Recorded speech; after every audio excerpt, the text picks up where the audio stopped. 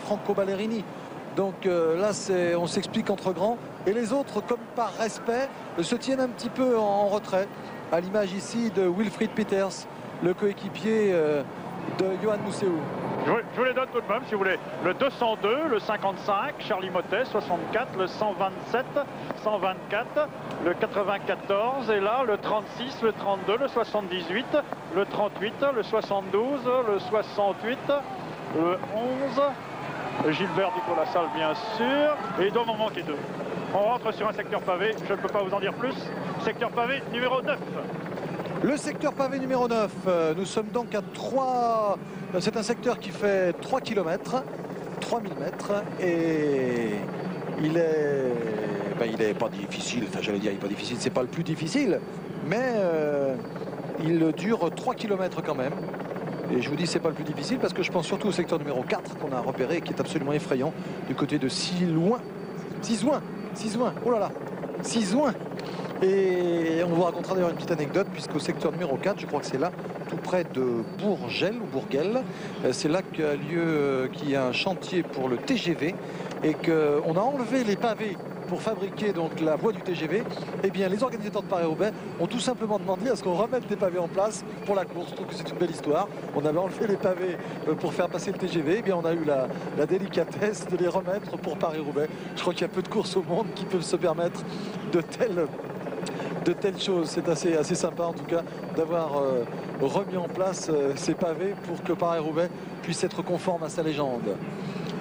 On retrouve la tête de la course, n'oublions pas que nous avons un homme devant, nous n'oublions surtout pas Bruno Boscardine, l'Italo-Suisse Jean-Paul Olivier. Un nouveau groupe entre dans ce groupe de tête, enfin le groupe de poursuivants en tout cas, et il est notamment emmené par Eddy Seigneur. Eddy Seigneur entre. Eh ben, c'est intéressant pour Gilbert Duclos-Lassalle que de récupérer un équipier, parce que dans les hectomètres et les kilomètres qui viennent, ce pourrait être sacrément précieux. Gilbert Duclos-Lassalle, voilà, bah tiens, confirmation à l'image de l'information que vous nous donniez, Jean-Paul. C'est le retour d'Eddy Seigneur qui va... Qu'est-ce qu'il va faire, Eddy Seigneur? La première chose qu'il va tenter de faire, c'est de venir à la hauteur de Gilbert Duclos-Lassalle, juste pour échanger un regard, parce que ce sera très important psychologiquement pour Gilbert que de découvrir qu'il n'est pas seul, et qu'en cas de crevaison ou d'incident mécanique comme tout à l'heure, eh bien il pourra compter sur un équipier, tout comme celui-ci, Peter Faradzin, qui va monter à la hauteur de son leader Schmile, le Moldave, alors que vous voyez Duclos-Lassalle ici en 6e position, qui va découvrir dans quelques instants son équipier Eddy Seigneur. Pour l'instant, c'est Van Der Poel qui est dans sa roue. Voilà les GVMG qui sont bien placés également. Voilà Eddy Seigneur.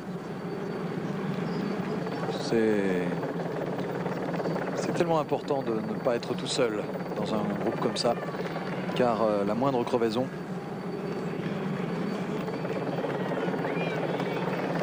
et je crois que je vais dénoncer Jean Raveillon qui est à mes côtés et qui me dit qu'on retrouve Seigneur à la sortie du chemin des prières. Attention, chute devant. Gilbert Duclos-Lassalle est venu. Voilà Schmile qui passe en cyclocrossman sur l'extérieur de la route. C'est peut-être Rob Armeling qui est tombé devant, mais Gilbert est reparti sans mal. C'est en tout cas un coureur de TVM.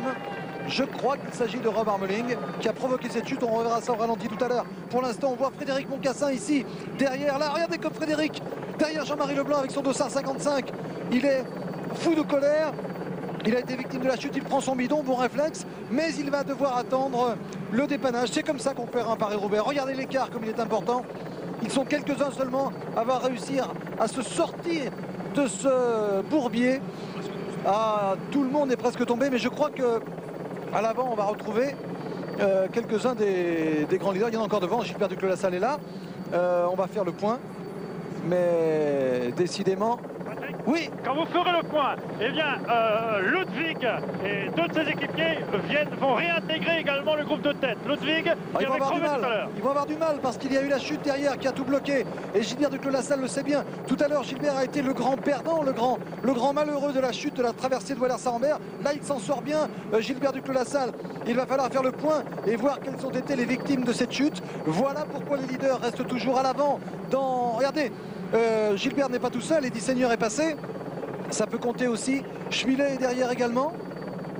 Regardez Duclos, voilà l'homme des pavés. Voilà ce qui fait sa force.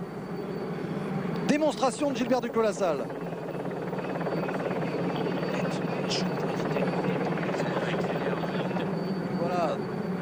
Voilà, Wilfried Peters est attardé avec Moncassin dans la chute, alors que là, Gilbert Duclos-Lassalle vraiment tombe sur vraiment...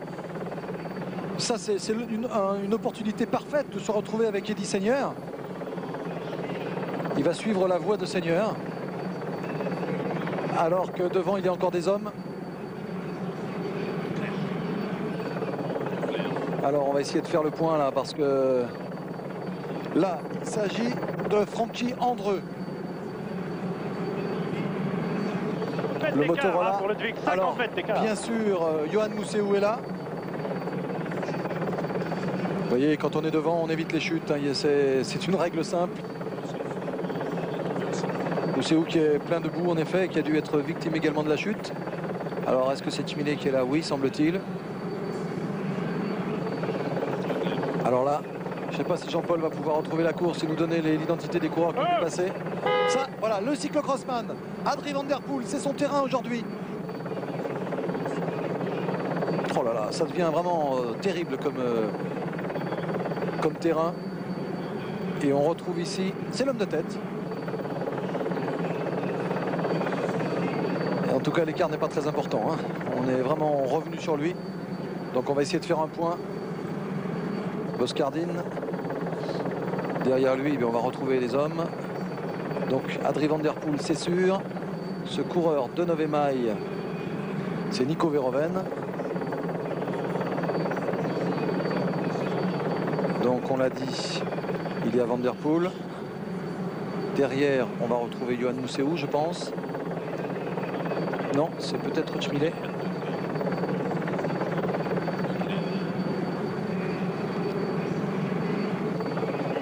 À la sortie du secteur numéro 9.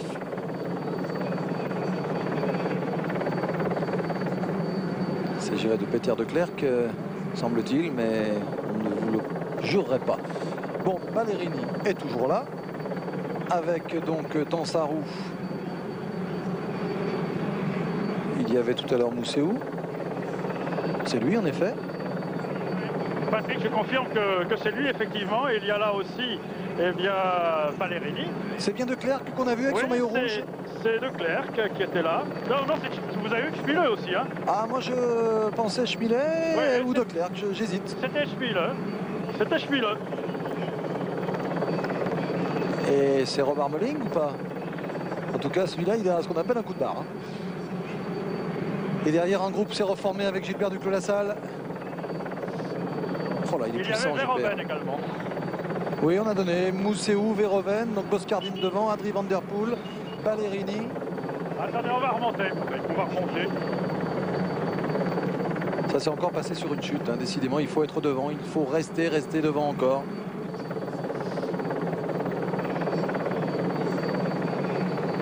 Alors on fait le point. On a donc Boscardine qui va être rejoint ici par un groupe composé de Mousseau, Verhoeven, Van Der Poel, Ballerini, Chmilet. Ils seront donc 6 en tête.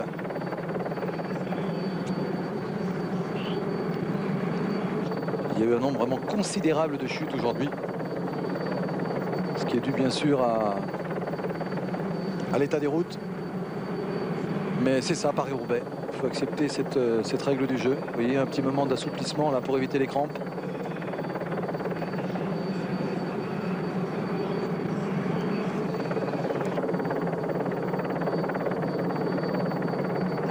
On va retrouver Duclos, le voici, avec donc toujours Seigneur avec lui. Eddy Seigneur et Duclos qui vont rentrer sur le groupe de Mousseau, Verhoeven, Boscardine, Van Der Poel, Ballerini, Chmilet. Oui, Jean-Paul. Oui, à 31 secondes de la tête se trouvait donc Gilbert Duclos-Lassalle et son groupe.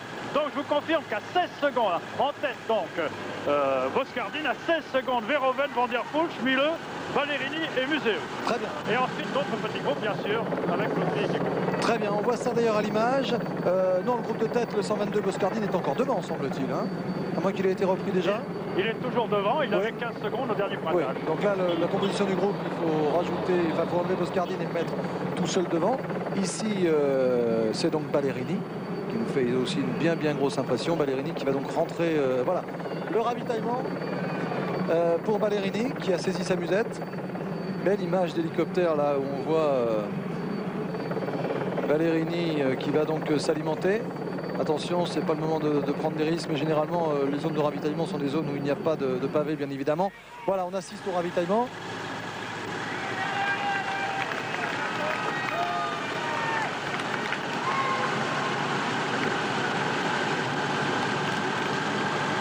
Tout s'est passé sans trop de problèmes.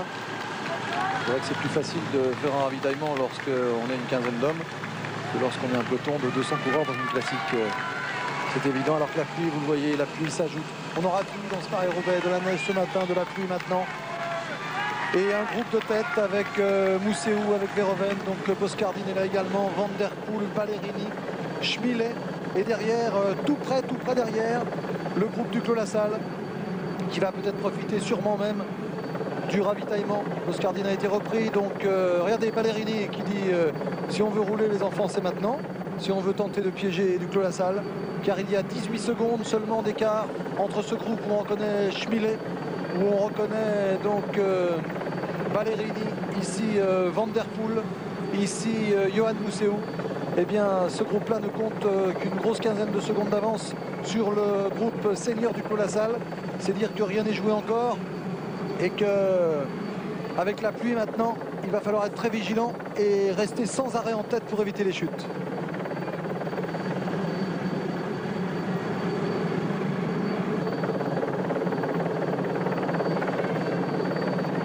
Schmilet avec Johan Mousseau. Ah oui, il se retourne, Johan, il comprend, il se dit bah, c'est peut-être pas ce coup-ci encore que je vais me débarrasser du vieux. Et le vieux c'est Gilbert du Clos La Salle. C'est beau d'être vieux à 40 ans quand même, à 39 ans. Ah, alors là, on est dans l'hélico, on retrouve la moto. Condition de travail un peu particulière, mais c'est Paris-Roubaix. Voilà l'homme qui a provoqué ces accélérations. On a vu donc Franco Ballerini aussi. On voit ici Johan Mousseau, le vainqueur n'est pas loin.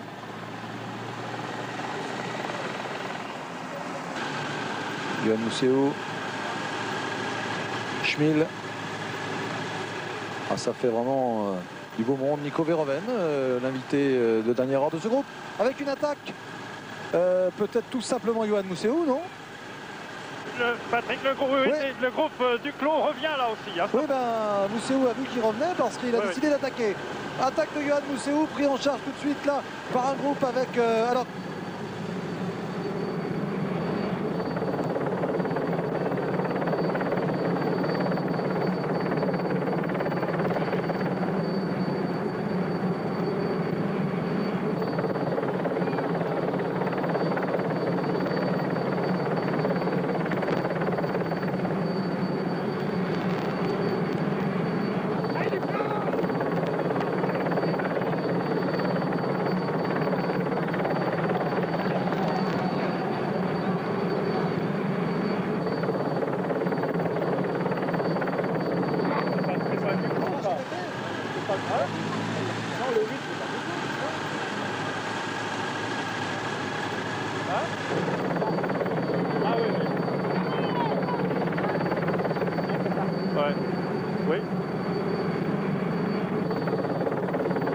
Oui, j'entends. Faut me remettre mon écran là. Voilà, je pense que nous sommes à l'antenne, je l'espère en tout cas pour vous. Alors, nous sommes toujours dans Paris-Roubaix. Moi, je n'ai pas d'image, mais je sais que vous la suivez. Schmilet, André Schmilet, me dit-on, a démarré. Patrick, oui, Jean-Paul. Je vous le confirme, et il possède maintenant à peu près 300 mètres d'avance sur le groupe de poursuivants, le groupe du Clos La Salle, qui est aidé également par Rémi Seigneur ici dans ce groupe. Alors si c'est le groupe du Clos La Salle, ça veut donc dire que le groupe du Clos est revenu absolument sur Boscardine, Verhoeven, Van der Poel, voilà. Ballerini et Mousseau. Donc nous avons un homme en tête, André Schmilet. Et avec derrière Schmilet, donc on va retrouver Duclos, Seigneur, Mousseau, Verhoeven, Boscardine. Et ici, donc on va retrouver l'homme de tête, André Schmilet. Et voilà, l'image est revenue. L'image est revenue. Nous sommes au kilomètre 213, à 55 km de l'arrivée. et Schmilé tente sa chance. Alors que derrière, messieurs, il va falloir réagir, car si vous laissez André Schmilé partir seul, vous risquez de ne pas le revoir. Donc il faut réagir, et qui décide de le faire? Yoann Mousseau, bien sûr, alors que Schmilé peut compter en plus sur un équipier qui, c'est sans doute De Klerk bien évidemment, qui va sans doute protéger la fuite de son leader, alors que Baldato, lui, est en train de représenter Yoann Mousseau en tête du peloton pour revenir donc sur André Schmilé. Duclos-Lassalle. Baldato-Botaro. Alors que derrière, il y a un contre là qui est en train de s'installer pour revenir sur Schmilé. Gilbert Duclos-Lassalle a choisi de ne pas faire d'effort pour revenir sur le coureur de TVM qui est parti. Peut-être Johan Capiotte. Ce serait étonnant qu'on laisse partir Johan comme ça. C'est un des vainqueurs potentiels de Paris-Roubaix. En tout cas, Schmilé a réussi à partir. Un coureur de TVM est en contre. Alors qu'on m'apprend qu'à l'antenne, votre image n'a pas été coupée tout à l'heure et nous en sommes ravis. Patrick, vous avez donc vu sans doute l'attaque de Schmilé. Jonction dans un instant avec le groupe Motel-Ludwig. Jonction du groupe Motel-Ludwig avec la tête. Oui, c'est mauvais signe ça. Enfin, c'est mauvais signe. Ça prouve qu'on roule mal derrière Schmilé et que le Russe ou le Moldave, puisqu'il a... On ne sait pas bien, il dit qu'il est russe et il a fait... il est sélectionné sous un maillot moldave pour les épreuves internationales. Donc on va dire le Moldave Schmilé, qui est un garçon, si vous n'étiez pas au début de ce reportage, je vous le rappelle, qui est un garçon délicieux et que Thierry Blanco nous a mieux fait connaître hier dans un reportage. Il habite Roubaix, il parle français et bon, il a du talent. La preuve, puisqu'on le retrouve ici en tête donc de ce Paris-Roubaix à 56 km de l'arrivée. C'est un coureur bien sûr de Vandenbroek, un coureur de l'équipe Lotto, Schmilé. Et cette année, il s'est déjà mis en évidence puisqu'il a terminé 5e du Hedvolk. Il a remporté une étape des 3 jours de la Panne. Il a remporté surtout le Grand Prix E3, qui est une course de grande qualité, où il faut être très fort. Il a fait 4e de la Flèche Brabançonne, 3e du Tour des Flandres, 4e de Gand-Wevelgem. Ce n'est vraiment pas une surprise. Et hier, si on a choisi d'orienter notre présentation de Paris-Roubaix sur Schmilé en vous proposant un magazine sur lui, ce n'était pas par hasard. Ces résultats nous incitaient à le prendre très au sérieux. André Schmilé, leader de Paris-Roubaix à 50 km de l'arrivée dans des conditions atmosphériques épouvantables. Les derniers secteurs pavés vont être terribles et notamment la zone 4 qu'on abordera tout à l'heure. La zone 4 qui est située à 26 km de l'arrivée et qui est vraiment dans un état absolument déplorable. Et ça va être du cyclocross plus que du cyclisme traditionnel. Là pour l'instant, on va entrer dans la zone numéro 8. La zone 8, du côté de Ouatissar. Nous sommes à Atiche et nous allons rentrer donc dans la zone pavée numéro 8. Nous y sommes. Zone longue de 2 km 100. Alors que derrière, la poursuite s'organise. Yoann Mousseau au premier plan, Adrien Van Der Poel en 3e position. Yoann Mousseau va passer en tête, il est en tout cas en 3e position pour l'instant. Gilbert Duclos-Lassalle bien placé également, on accélère. Là, c'est Gilbert qui décide d'accélérer. Oh là là, ce sont des acrobates. Regardez la roue arrière de Gilbert, regardez les écarts de la roue arrière de Duclos-Lassalle. Et Adrien Van Der Poel très à l'aise également, et 4e, 5e seulement maintenant. Oh, Duclos est vraiment un acrobate formidable. Yoann Mousseau est bien aussi. Attention à Capiotte aussi. Hein.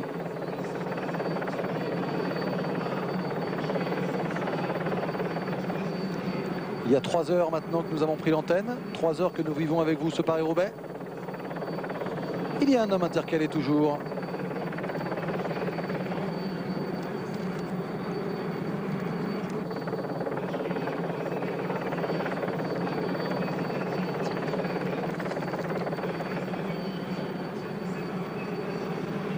Voici l'homme de tête, Schmilé.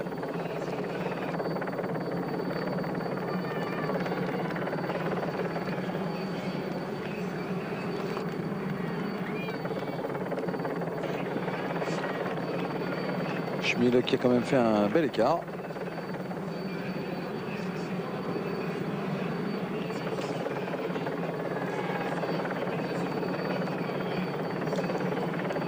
C'est Rob Harmeling à nouveau qui est là. Et oui, c'est lui. Quelle course il aura fait, Rob Harmeling, en éclaireur pour Johan Capiot. Il est là en deuxième position derrière Schmil. On l'a vu depuis le début de ce reportage, Rob Harmeling. Il est toujours aux avant-postes.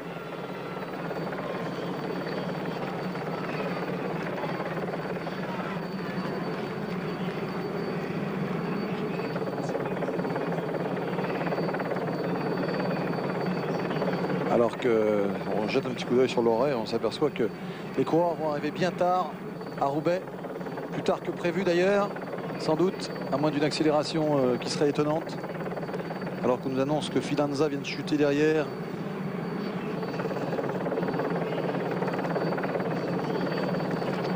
« 24 secondes pour Harmeling, 39 pour le groupe Duclos. » Bon, à 52 km de l'arrivée, c'est pas dramatique bien sûr, hein, mais en tout cas Schmil a été comment dire, gonflé.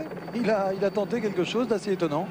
À plus de 50 km de l'arrivée, de partir seul. Il a dû sentir qu'on se regardait un peu trop entre Mousseau, Duclos, Ballerini et les autres. Donc il s'est dit qu'il avait peut-être un coup à jouer pour profiter du marquage des grands leaders. Duclos-Lassalle lui a décidé en tout cas de prendre ses responsabilités de leader et d'assurer la poursuite. Relayé ici par Adrie Van Der Poel, semble-t-il. Non. Non, Adrie est en 5e position. Oh là là, que c'est dur de ces virages-là. Et voici Adrie Van Der Poel. Oh. On ne le voit pas beaucoup, hein, notre ami Mousseau. Il est toujours bien placé, mais... C'était Nico Verhoeven tout à l'heure qui était en tête. Relayé maintenant dans la roue de Duclos. On retrouve Johan Capiot. Regardez un peu ça, ce numéro. Vous savez qu'il y a, c'est un acte d'équilibrisme, mais c'est aussi un acte, j'allais dire, de courage, parce que quand il faut se lancer comme ça à plus de 45 km/h dans une zone pavée, si vous chutez, ça fait très mal. On a vu Verhoeven, on a vu Johan Mousseau. Ballerini est d'une discrétion étonnante avec la Van Der Poel. Ici on continue notre revue d'effectifs avec le coéquipier de Schmil. Donc il s'agit de Mario De Clercq et on n'a pas vu dans ses tout premiers Franco Ballerini. Il est dans le groupe mais il préfère être bien discret, Franco, à moins qu'il ait disparu parce que pour l'instant on ne le voit plus. Et il s'agit là de Sean Yates. On continue notre promenade dans ce groupe avec Olaf Ludwig, avec Frankie Andreu. On va continuer la revue d'effectifs que nous propose Régis. Non, le voici. Non.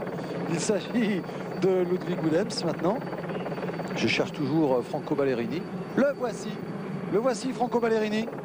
On l'a juste entreaperçu. Là, il s'agit de Farazine. Voilà, Franco Ballerini, c'est lui. Il est étonnamment discret, Ballerini. Alors que ce groupe compte 45 secondes de retard sur l'homme de tête. Et il faudrait peut-être réagir. Le voici, l'homme de tête. Schmil sous la pluie. 45 secondes d'avance pour André Schmil. Patrick, oui. 32 secondes donc pour Schmil sur le poursuivant Harmeling, 45 secondes sur le groupe Capiot Verhoeven et 55 secondes sur le groupe suivant, c'est-à-dire celui emmené par Motet. Merci Jean-Paul. Schmil qui relance ici, qui sent qu'il a un bon coup à jouer. Donc le troisième groupe, pourquoi le troisième groupe? Parce que Schmil, on va l'appeler le troisième groupe, le premier groupe, Harmeling le deuxième. Et voici la composition du troisième groupe. Avec, je le répète, une discrétion de Franco Ballerini qui fait une course tactique absolument remarquable. Car pour l'instant, il n'a pas donné un coup de pédale de trop.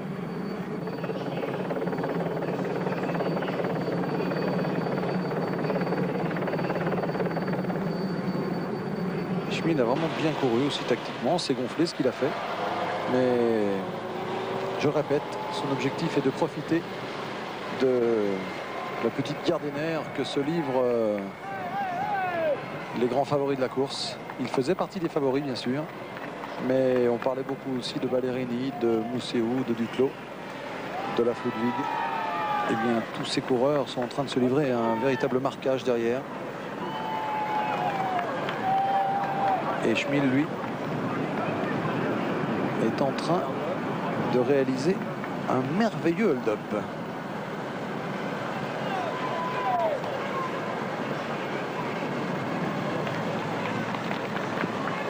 Je vous annonce derrière que Harmeling serait repris par le groupe Duclos, Ballerini, Mousseau. Patrick. Alors qu'il fait très très froid à Roubaix maintenant. Oui. Je confirme, Harmeling est repris. Hein. Donc on se retrouve avec un groupe, avec deux équipiers pour Schmil, hein, qui vraiment, il court merveilleusement bien, ces coureurs du Lotto, puisqu'il y a là Declercq et Farazine. Regardez, Duclos est obligé de faire l'effort, relayé là par Ludwig. Et qu'est-ce qu'il fait le Lotto? Regardez les deux maillots rouges. C'est ça la tactique de course. Un homme est échappé, un maillot rouge de l'équipe Lotto, avec Schmil. Eh bien, deux de ses équipiers s'intercalent parmi les poursuivants pour gêner le travail de Duclos-Lassalle, en maillot blanc au centre de votre écran, et de la Ludwig là-bas. Et Mousseau se retrouve en 5e position. Et c'est grâce au fait que ces deux coureurs en rouge s'intercalent que Schmil va pouvoir augmenter un peu son avance. C'est ça la course d'équipe en vélo. Schmil qui termina 2e de Tirreno Adriatico, 11e du Tour des Flandres l'an passé. Et surtout, vous vous en souvenez sans doute, 6e du championnat du monde, avec le maillot moldave. Bientôt 50 km de l'arrivée. Et c'est Gilbert Duclos-Lassalle qui assure lui-même la poursuite. Il fait beaucoup de travail, Gilbert, beaucoup.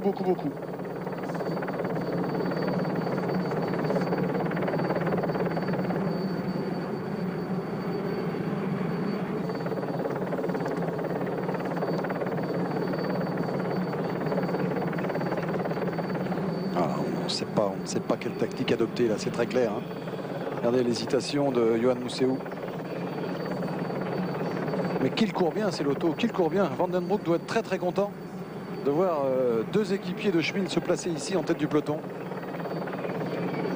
Belle démonstration de course d'équipe. Alors maintenant, eh bien, Schmil est devant et il n'a plus le choix. Il reste 50 km, c'est énorme.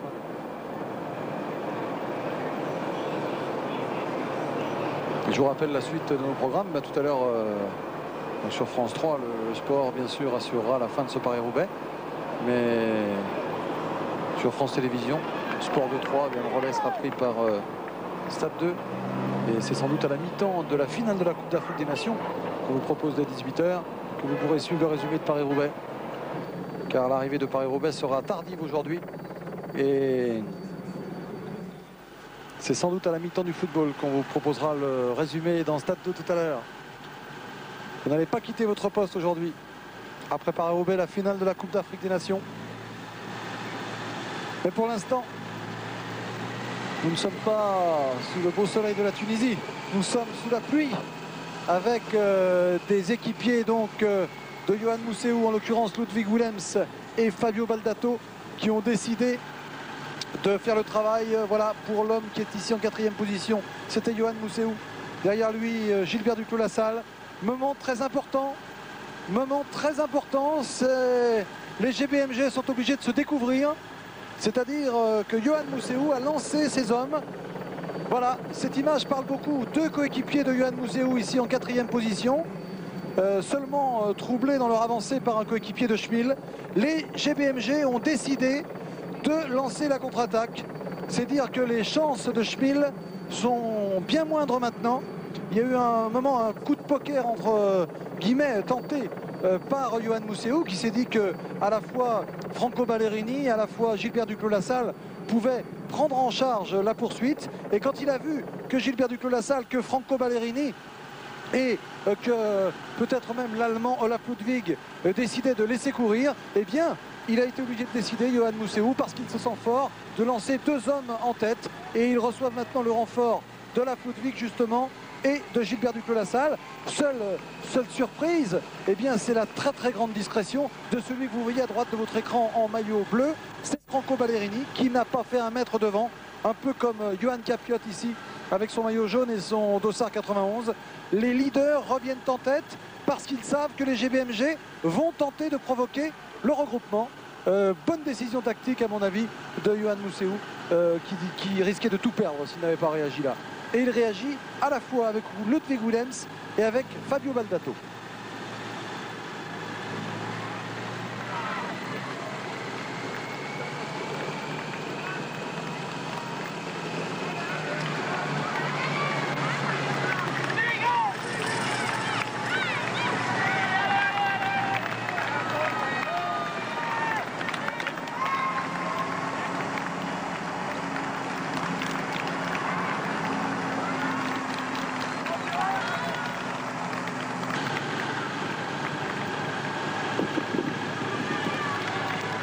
Et voilà, confirmation donc maintenant que les équipiers de Yoann Mousseau ont pris la poursuite en main. Eh bien, on voit revenir le leader. Quelle belle course. Au secteur numéro 7, à 46 km 500 de l'arrivée, avec un énorme retard. L'arrivée sera peut-être jugée après 17h30 si on continue à cette allure, parce qu'on progresse difficilement sur les secteurs pavés. Eh bien, au secteur numéro 7, donc, un secteur très long, puisqu'entre le 7 et le 6, on va avoir 3 km 200 de pavés. Toujours les GBMG qui font l'effort. Regardez les GBMG. Van der Poel en 4e position, Duclos en 5e.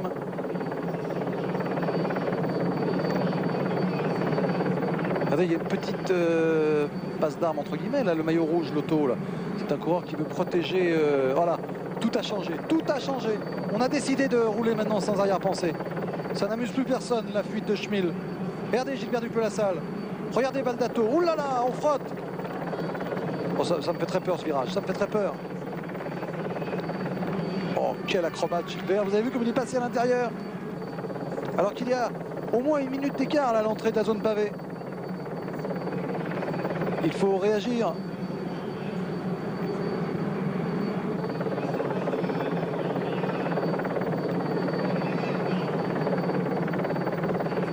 Ah, lorsqu'on a un Baldato avec soi, ça aide.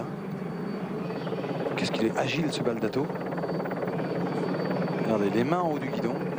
Beaucoup de souplesse dans les bras. Et les jambes qui tournent. Petit développement. La tête bien haute. Regardez là. C'est une leçon technique qu'il est en train de nous donner, Baldato. Là. Alors Gilbert, lui, il y avait un article aussi très amusant l'autre jour dans l'équipe où il disait, c'est son fils qui parlait. Et qui disait, moi, papa, je le reconnais de très haut en hélicoptère parce qu'il a toujours les épaules qui bougent. Et c'est vrai. Capiot est là en 3e position de ce groupe. Ça ne m'étonnerait pas qu'on assiste encore à des bouleversements importants parce que la route est tellement glissante. Le moindre petit écart et tout peut être remis en cause à nouveau. Baldato devant Gilbert Duclos-Lassalle, devant Yoann Capiot. Et les motos sont là. Regardez les motos. Que c'est dangereux.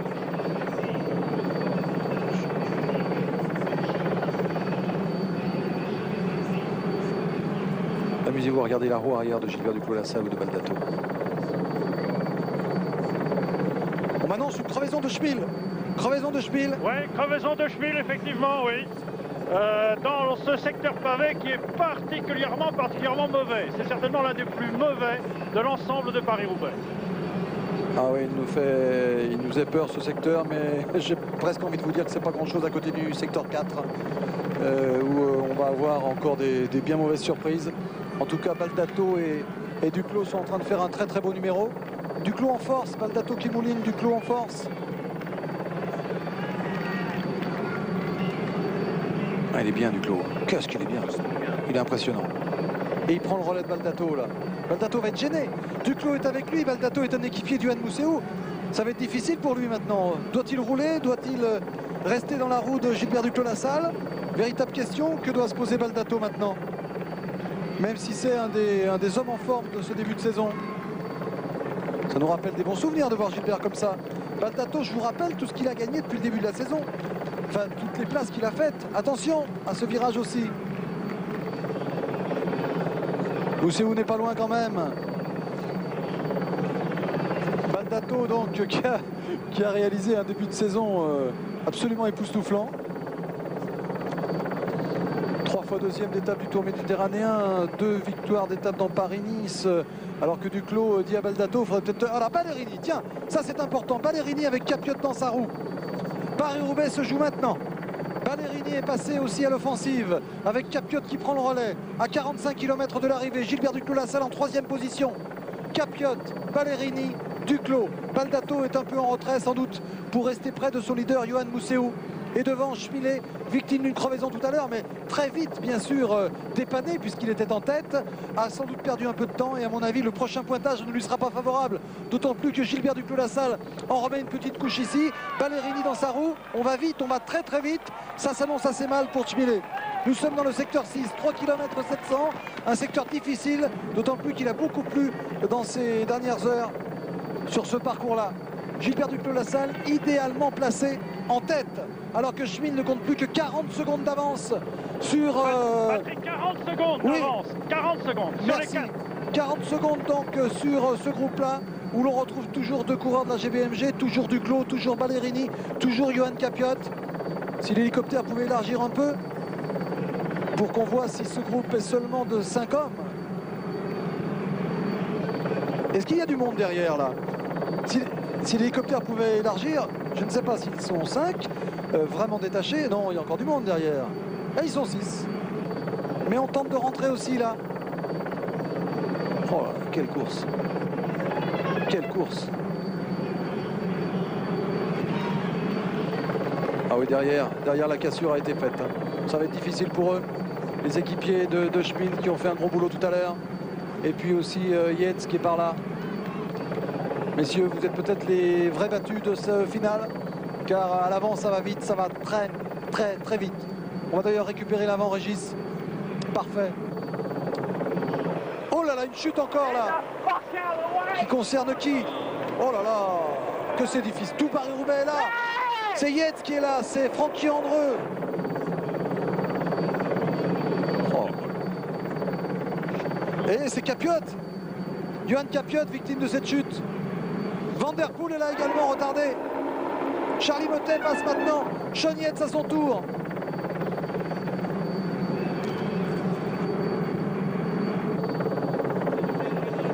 Et on remonte encore pour retrouver la tête de la course.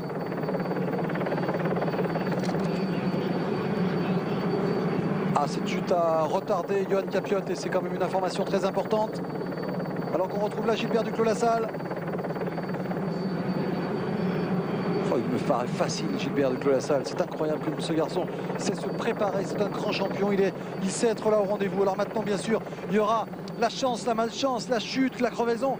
Mais en tout cas, il aura une fois de plus rempli son contrat. Quoi qu'il arrive maintenant, il va s'expliquer avec les meilleurs, avec notamment Franco Ballerini. Regardez Museeuw, en difficulté Museeuw. Et Ballerini qui s'envole. Ça me rappelle une scène de l'an passé, ça. Ballerini qui s'envole et Gilbert Duclos-Lassalle avait pris sa roue l'an passé. Et là, c'est Johan Museeuw qui parvient à prendre la roue. Gilbert Duclos-Lassalle à quelques longueurs.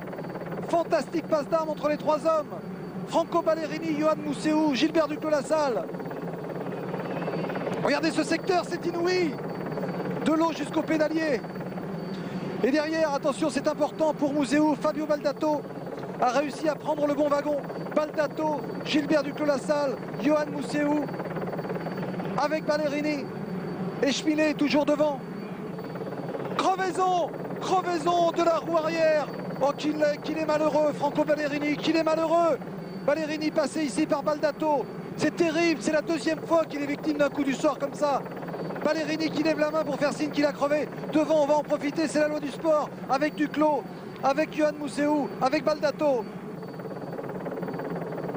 Et tout à l'heure, on a vu la moto dépannage qui était tombée. La moto jaune de dépannage, donc Ballerini ne sera pas dépanné tout de suite. C'est terrible ce qui arrive à Franco ici. Oh là là, Ballerini, victime. Regardez sa roue. C'est impossible de rouler dans des secteurs comme ça avec une roue arrière crevée. Regardez comme ça patine. Il va tomber s'il continue comme ça, Franco. Il va tomber.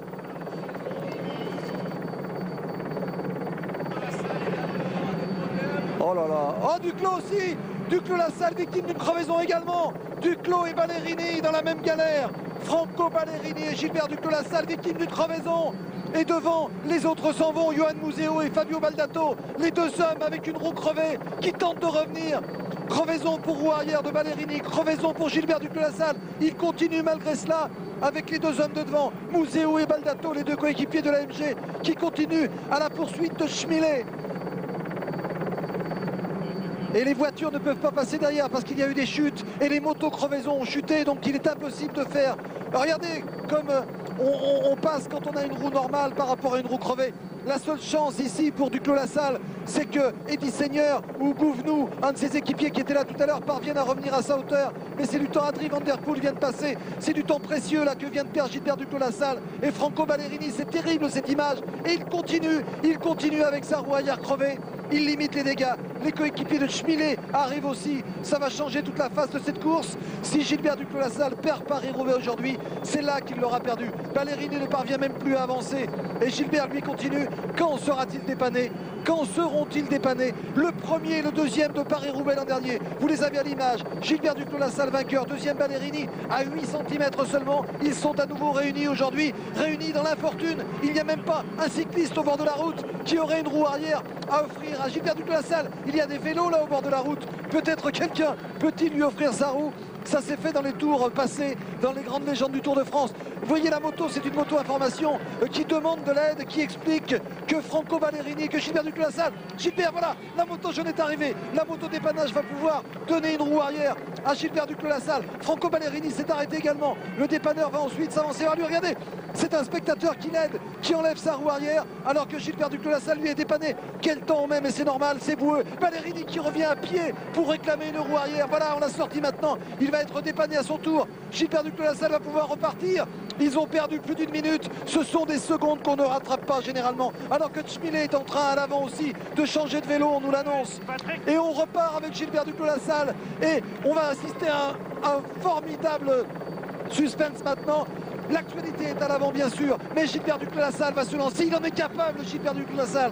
Il est capable de revenir. C'est un grand champion, victime d'une crevaison dans un secteur là où il ne fallait pas crever. Franco Ballerini et Gilbert Duclos-Lassalle, les deux héros de Paris-Roubaix l'an passé, se sont retrouvés ensemble. Et on va remonter maintenant, on va revenir à l'actualité. Une dizaine, une quinzaine, une vingtaine, que dis-je, de coureurs sont passés.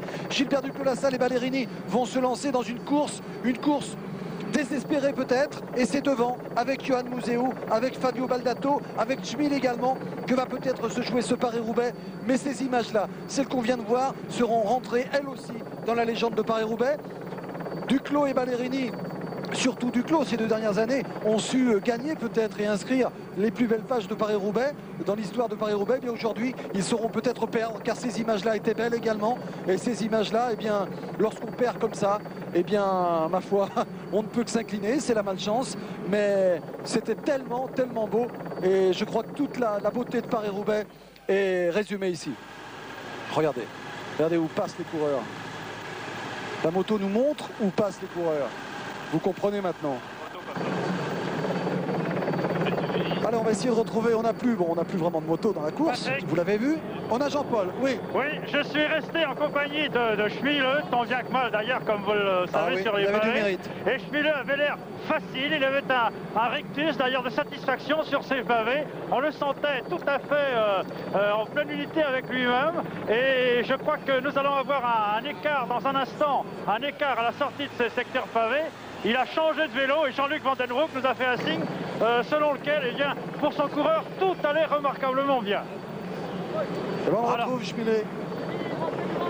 On le retrouve ici en tête de la course avec Van Den Broek, Jean-Luc ici, qui le conseille donc Schmilet, qui est lancé donc et qui a une belle allure. C'est vrai, Jean-Paul a raison de le souligner, qui va même penser à s'alimenter un peu là, car pas question d'être victime d'une fringale. Non, non, il ne faut pas aller chercher devant, là, il n'y a personne devant. Hein. Ou alors, c'est qu'il s'est passé beaucoup de choses pendant qu'on était avec Ballerini et Duclos. Il n'y a personne devant, là. Non, non, l'hélico, non, non. Non, non, il n'y a personne devant, là.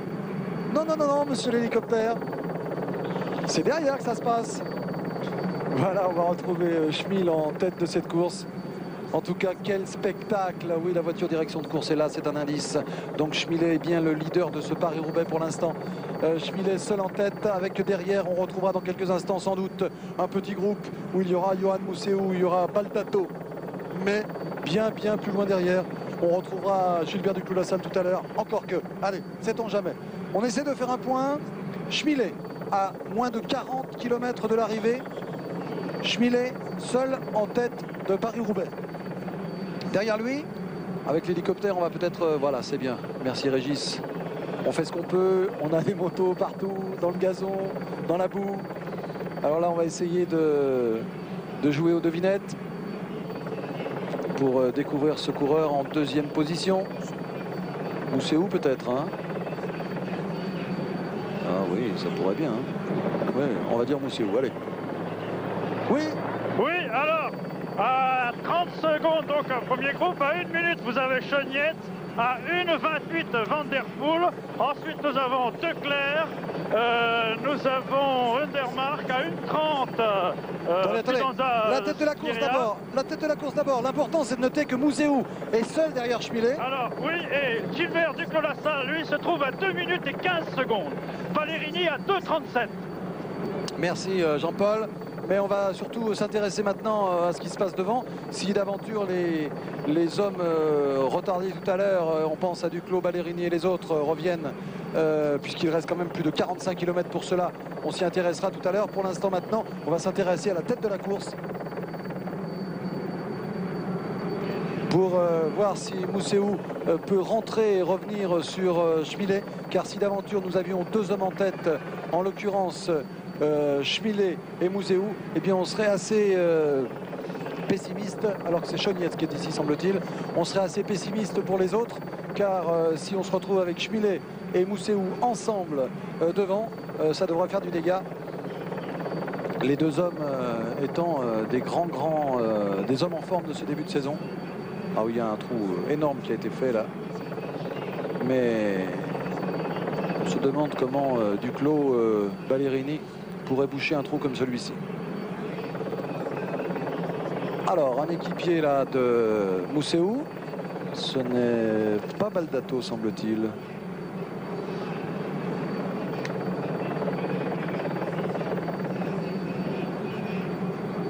Ludwig Willems, peut-être. Oui, c'est Ludwig Willems. C'est lui, Ludwig Willems. Et devant lui, eh bien devant lui, il s'agit de Bottaro. Merci Régis Forestier de nous aider comme ça avec l'hélicoptère, de nous montrer le maximum de choses. Car les motos, vous le comprendrez, sont absolument inopérantes en ce moment, car elles ont été victimes d'incidents divers et variés.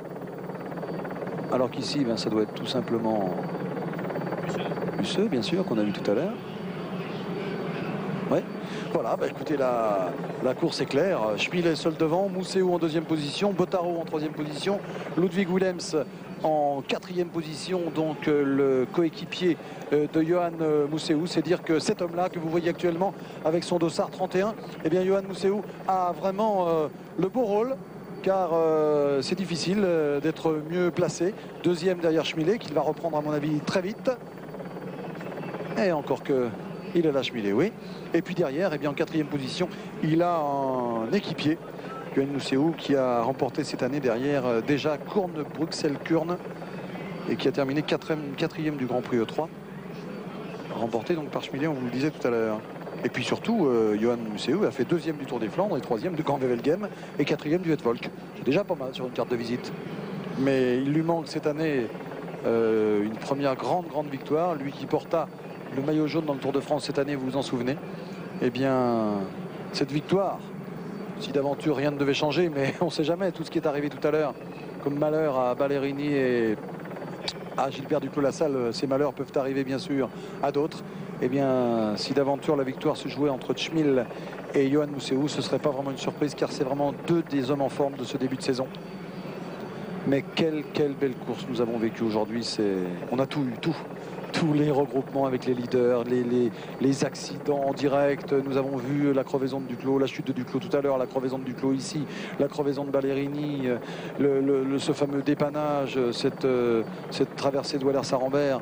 Alors qu'ici, on va se retrouver sans doute avec les deux hommes en tête dans quelques instants.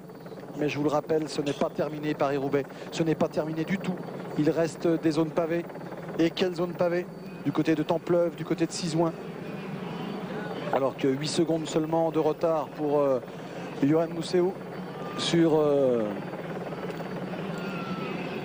Schmil, c'est dire que rien n'est joué encore entre les deux hommes.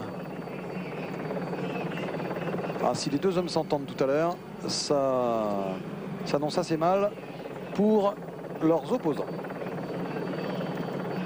Ça va être intéressant d'ailleurs de découvrir la tactique que vont adopter les deux hommes, en l'occurrence Yoann Mousseau et Schmil, car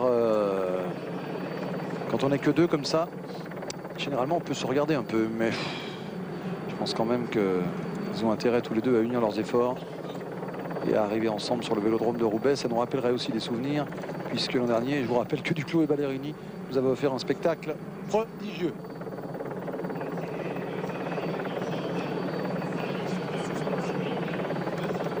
Ce serait bien difficile de faire un pronostic. Hein. Mousseau, Schmil, ça vaut une cote au sprint. Mais enfin, on n'en est pas encore là. Mais vraiment, on n'en est pas encore là. Car il peut se passer tellement de choses pendant l'heure de course qu'il nous reste à vivre ensemble. Je crois qu'il ne faut surtout pas tirer des conclusions tout de suite. D'ailleurs, on va suivre avec beaucoup d'intérêt l'évolution de l'écart entre Schmil, Mousseau et les malheureux de tout à l'heure. Et n'oublions pas Van Der Poel non plus, qui ne doit pas être très loin.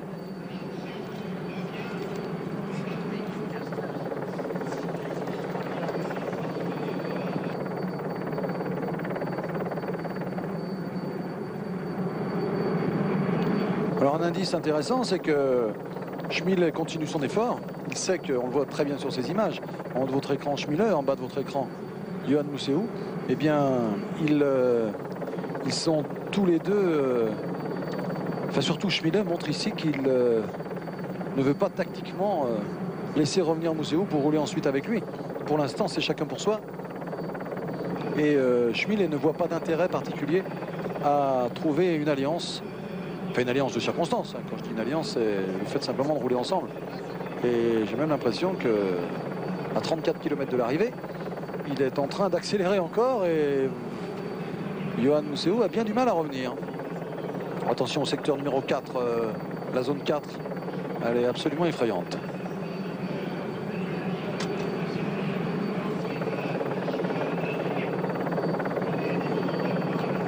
Ah, je crois qu'une de nos motos a pu repartir. Il va peut-être dans quelques instants nous montrer les coureurs qu'elle rattrape. Mais elle est bien loin derrière cette moto. Mousseau qui aussi dose son effort. Hein. C'est ça aussi le grand champion. Il ne se précipite pas. Il sait également qu'il a Willems derrière. Hein. C'est important, c'est une donnée considérable. Il a un équipier, hein. Il se retourne pour voir si Ludwig Willems revient. Car pour lui, il serait plus intéressant de se retrouver à 4 avec Schmil, Mousseau, Bottaro, Willems. Deux équipiers de la GBMG, plutôt que de se retrouver en tête-à-tête avec Schmil, qu'il craint beaucoup, car Schmil est très rapide dans le final. Regardez Schmil, avec la route glissante. Je refuse d'envisager déjà que Schmil et Mousseau puissent faire un sprint tous les deux sur le vélodrome, car les 4 secteurs pavés qui nous restent à passer peuvent tellement nous apporter de surprises.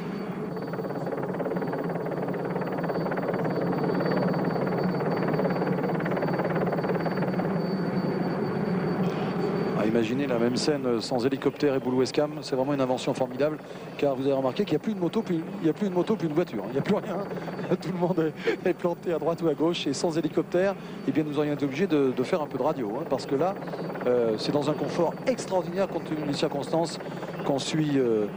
On m'annonce que la moto a retrouvé Duclos. Ah ça, ce serait chouette. Eh oui, le voilà, Duclos rageur, le regard de Gilbert. Regardez, on le montre à l'écran et le public de Roubaix applaudit. Duclos qui est dans un bon groupe avec Adrie Van Der Poel. C'est une bonne nouvelle aussi pour lui.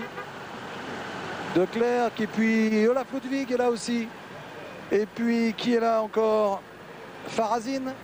Et Duclos qui prend la tête de ce groupe. Et le public de Roubaix qui s'enflamme.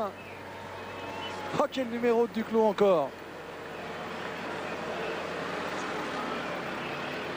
Ça c'est Chirea qui était là, Mario Chirea, beau rouleur également. Oh, il me semble un peu en difficulté, enfin en difficulté on ne sera à moins, mais grimaçant Gilbert Duclos-Lassalle. Il prend le relais ici, le relais de Chirea. Et voilà. Quel homme, quel champion, c'est formidable. vaincu par un coup du sort, mais toujours là, toujours à l'offensive, dans un groupe où Olaf Ludwig et Adrie van der Poel ne peuvent même plus prendre les relais. Enfin, ils vont arriver bien loin, ces gens-là, s'ils ne se mettent pas d'accord. Enfin, c'est pas une question de se mettre d'accord, c'est une question d'avoir assez de force pour rouler. Voilà, c'est bien d'avoir revu en tout cas Duclos Lassalle, Johan Capiot est là également. Et puis Giovanni Fidanza.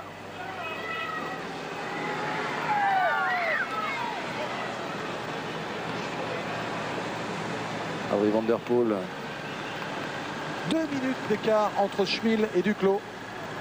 Autant dire que sauf miracle, c'est bien compromis. 2 minutes, c'est énorme. Ah, je crois, je suis sûr d'avoir vu Franco Ballerini qui a réussi à rentrer.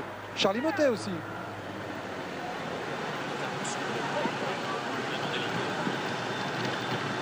Alors on va revenir à l'avant, attention avec ce secteur pavé, encore une chute là. Non, on reste sur la chute, Régis. La chute. De qui s'agit-il? Capiot. Ouais, c'est ça, Johan Capiot, 91, le leader de l'équipe TVM. Bison, l'équipe de 16 primes. Ah oui, c'est pour ça que cette course n'est jamais complètement jouée. On va aller jeter un petit coup d'œil vers l'avant pour voir si Schmil a été repris par Johan Museeuw. Voilà, Schmil, il est là. L'écart, on va le mesurer bientôt avec l'hélicoptère. C'est la tête de la course, bien sûr. Oui, Jean-Paul. Oui, il y a 40 secondes entre les deux poursuivants dans Willems. Il y a une case attendez. Qu'est-ce que 40 secondes entre qui et qui? 40 secondes entre Willems. Attendez, je suis en train de... Voilà, Gilbert, top pour Gilbert Duclos Lassalle. Cela fait 1,55 de retard pour Gilbert Duclos Lassalle. 1,55 de retard pour Gilbert Duclos Lassalle. Alors qu'il y avait donc Bottaro et Willems comme contre-attaquant à 40 secondes. À 1,15, il y avait Yates et Baldato. Voilà. Merci. Alors Yates, Baldato à 1,15. Oui. Willems et Bottaro à 40 secondes. Oui. Museeuw à une quinzaine de secondes de Schmil. Oui. Et Gilbert Duclos Lassalle, 1,55. Et 1,55 pour Duclos. Enfin, le groupe Duclos. Merci. 1,55 donc pour le groupe Duclos.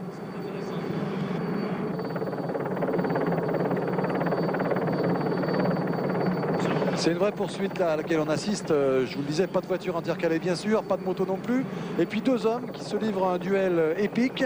Devant Schmil et derrière Museeuw. Tout à l'heure il y avait 8 secondes, maintenant il y en a un peu plus de 10. C'est dire que Schmil n'accepte pas que Johan Museeuw revienne avec lui. Et c'est chacun pour soi. C'est à l'image de ce Paris-Roubaix. À moins de 30 km de l'arrivée maintenant. On va bientôt arriver dans 3 km à la zone 4. Je ne cache pas que lors des reconnaissances, eh bien c'est la zone qui faisait le plus peur. Et il va falloir surveiller de très près les coureurs dans cette zone. Mais Museeuw ne me semble pas très bien là. C'était un pont d'autoroute, donc il y avait sans doute une montée, ce qui me semble logique. Et maintenant, il y a une petite descente. C'est incroyable ce que réussit Schmil là, c'est vraiment impressionnant. Parce que lorsque vous avez un Johan Museeuw qui revient sur vous, eh bien normalement il revient et après on roule à 2. Et là Schmil est en train de repartir. Il fait un numéro extraordinaire, le Moldave, extraordinaire. C'est inouï. Museeuw était à 8 secondes derrière lui et le voilà reparti maintenant. Il était même à un moment à 6 secondes. Et le voici reparti, Schmil. Et il relance. Extraordinaire. C'est un numéro qu'il est en train de réaliser là. Et ça doit mettre un sacré coup au moral à Johan Museeuw. Et l'avantage pour Schmil, c'est qu'il a une moto derrière lui, cette moto jaune, dépannage Mavic. C'est que ce dépannage, il est là en cas de crevaison, en cas de chute. Il y a même son directeur sportif qui est là. Jean-Luc Vandenbroek, au volant de cette voiture. Il a tout pour lui, Schmil, tout pour gagner. Quelle belle histoire serait-ce? Oh, quel numéro de Schmil! Ah, ceux qui ne connaissent pas très bien le cyclisme, si d'aventure Schmil va au bout, liront demain dans la presse ou entendront ce soir dans Stade 2 ou ailleurs que Schmil a gagné Paris-Roubaix. Il ne faudrait surtout pas qu'ils se disent, tiens, quel est cet inconnu? Car Schmil, qui est en train de sortir complètement Museeuw de sa roue. Museeuw était revenu à 6 secondes, il est maintenant à 16 secondes. Il fait un grand numéro.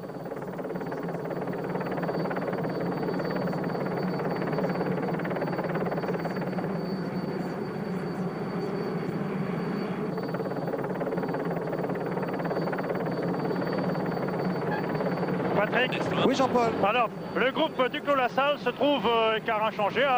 C'était 1,55 tout à l'heure, c'est 2 minutes maintenant. Les autres écarts sont également inchangés. Tchmil Museux, 16 secondes à mon dernier pointage, 40 secondes avec Botaro Williams, Baldato Yates 15. Et donc, je vous le répète, 2 minutes avec le groupe Duclos-Lassalle Ludwig.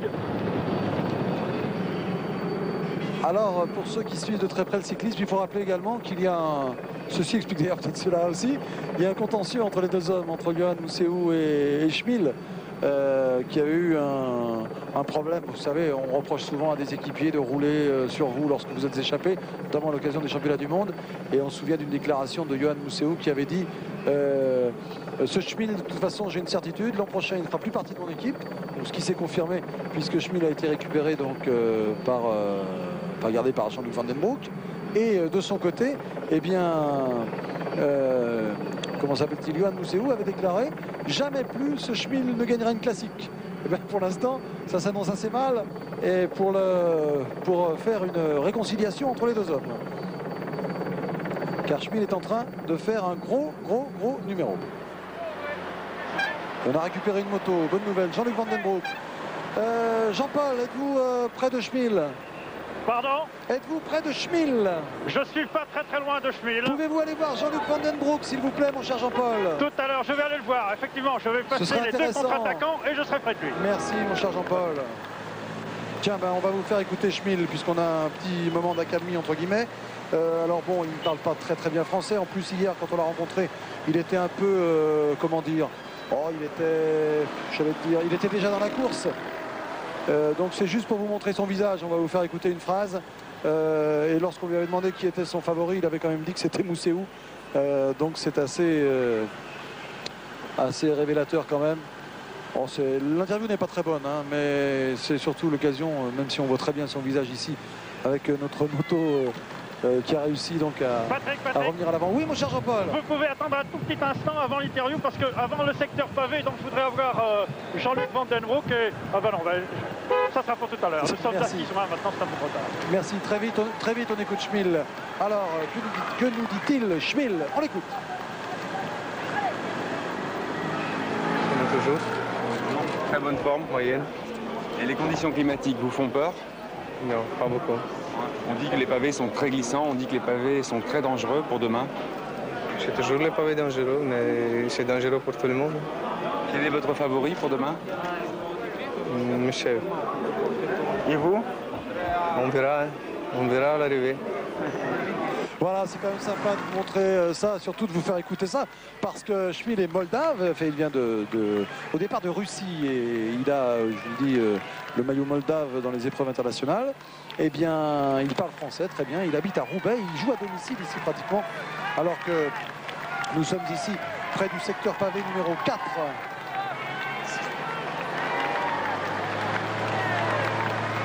Oui, c'est ça, on va rentrer dans la zone numéro 4. Nous sommes à 6 juin. Et on va rentrer dans une zone qui est absolument effrayante. Enfin, c'était le cas en tout cas ces jours derniers. Il va falloir être prudent pour Tchmil. Et pour notre moto également. Bon, vraiment, bravo à tous ceux qui ont réussi à tenir debout et à rester là en tête de course. On suit vraiment cette course dans des conditions étonnamment confortables. Oh là! Vous avez vu un peu? Vous avez vu un peu? Ah, il y a différentes manières.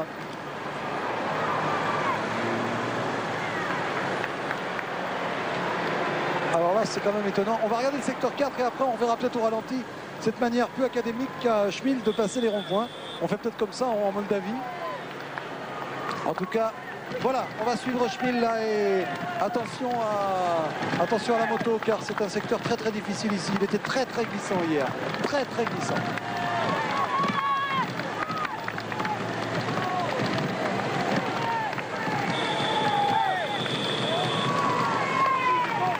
C'est l'air d'être un peu plus sec qu'hier quand même. Le vent a fait son effet. Le vent très violent qui a soufflé toute la nuit.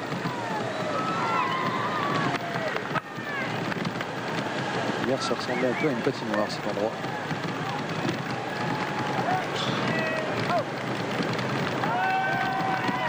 Et le plus effrayant restera peut-être alors le secteur du carrefour de l'Arbre, la zone 2 tout à l'heure. Car là, oui, vraiment exactement comme dans le secteur de M qu'on a vu en arrivant tout à l'heure ici. Le vent a quand même fait son effet cette nuit et peut-être même d'ailleurs les gens du coin aussi qui ont pris soin de nettoyer les pavés parce que non, il faut rester avec lui. Il faut rester avec lui. Voilà, on rentre dans une zone très dangereuse. On l'a vérifié, on était assez inquiet pour cette zone numéro 4. Je crois que, regardez, voilà les zones qu'on passe. Et je peux vous assurer que là, c'est une vraie patinoire. Il faut vraiment être un équilibriste pour tenir debout.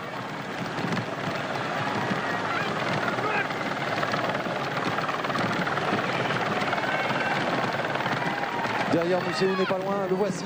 On le suit avec l'hélicoptère, il est dans la même zone à une quinzaine de secondes seulement. Et on va retrouver Schmil maintenant devant. C'est un duel, ce Paris-Roubaix maintenant entre Schmil et Mousséou. Schmil 6e, je crois, du dernier championnat du monde.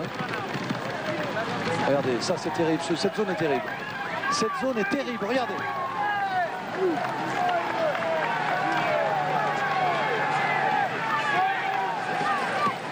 Je vous assure, pour être passé là, c'est inouï. On se demande comment ils arrivent à tenir sur le vélo. Ça paraît facile. Et quel travail aussi de la moto, bravo. C'est pas une moto tout-terrain, vous le voyez. Il y a 27 secondes. Et Jean Réveillon, qui avait déclenché son chrono à l'entrée des pavés, me dit qu'il y aurait 27 secondes entre les deux hommes, ce qui serait vraiment une excellente nouvelle pour Schmil. 27 secondes, c'est énorme par rapport aux 6 de tout à l'heure.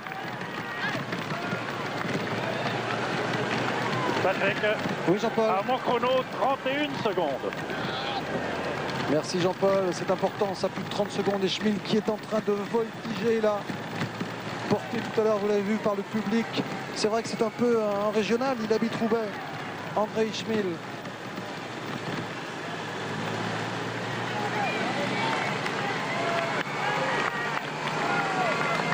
« 30 secondes, 29 secondes, on nous annonce maintenant.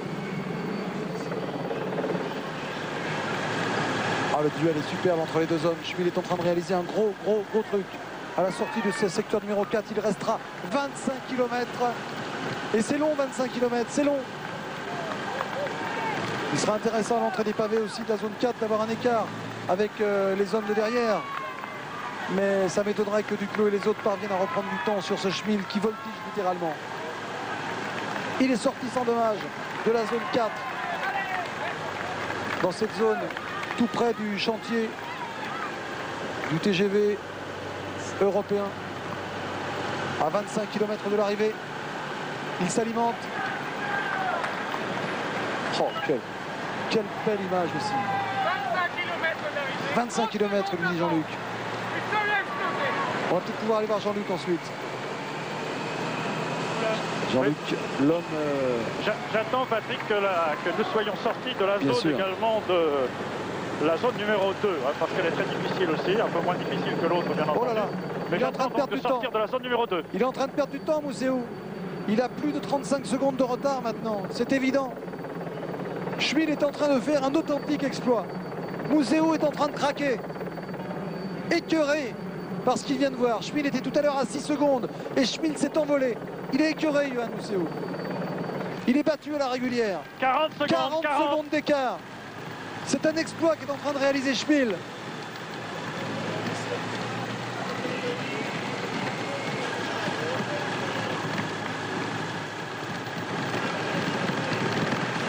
Quel grand Paris-Roubaix.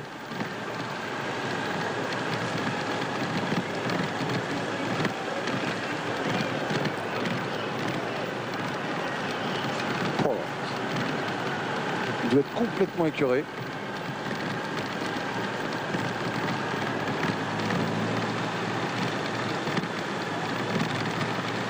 Alors, je vous laisse apprécier car ne serait-ce que le parcours de cette roue arrière. Regardez, attention ce virage à droite. Formidable ce qu'il réalise, formidable. Jean-Paul, Oui, des écarts. 1,23 pour Willem et Vautaro pour l'instant, mais écart en cours pour le reste. Alors qu'on annonce... Oh là là. J'avais 40 secondes pour Crevaison, mon dernier Mousséou a point. crevé. Mousséou a crevé.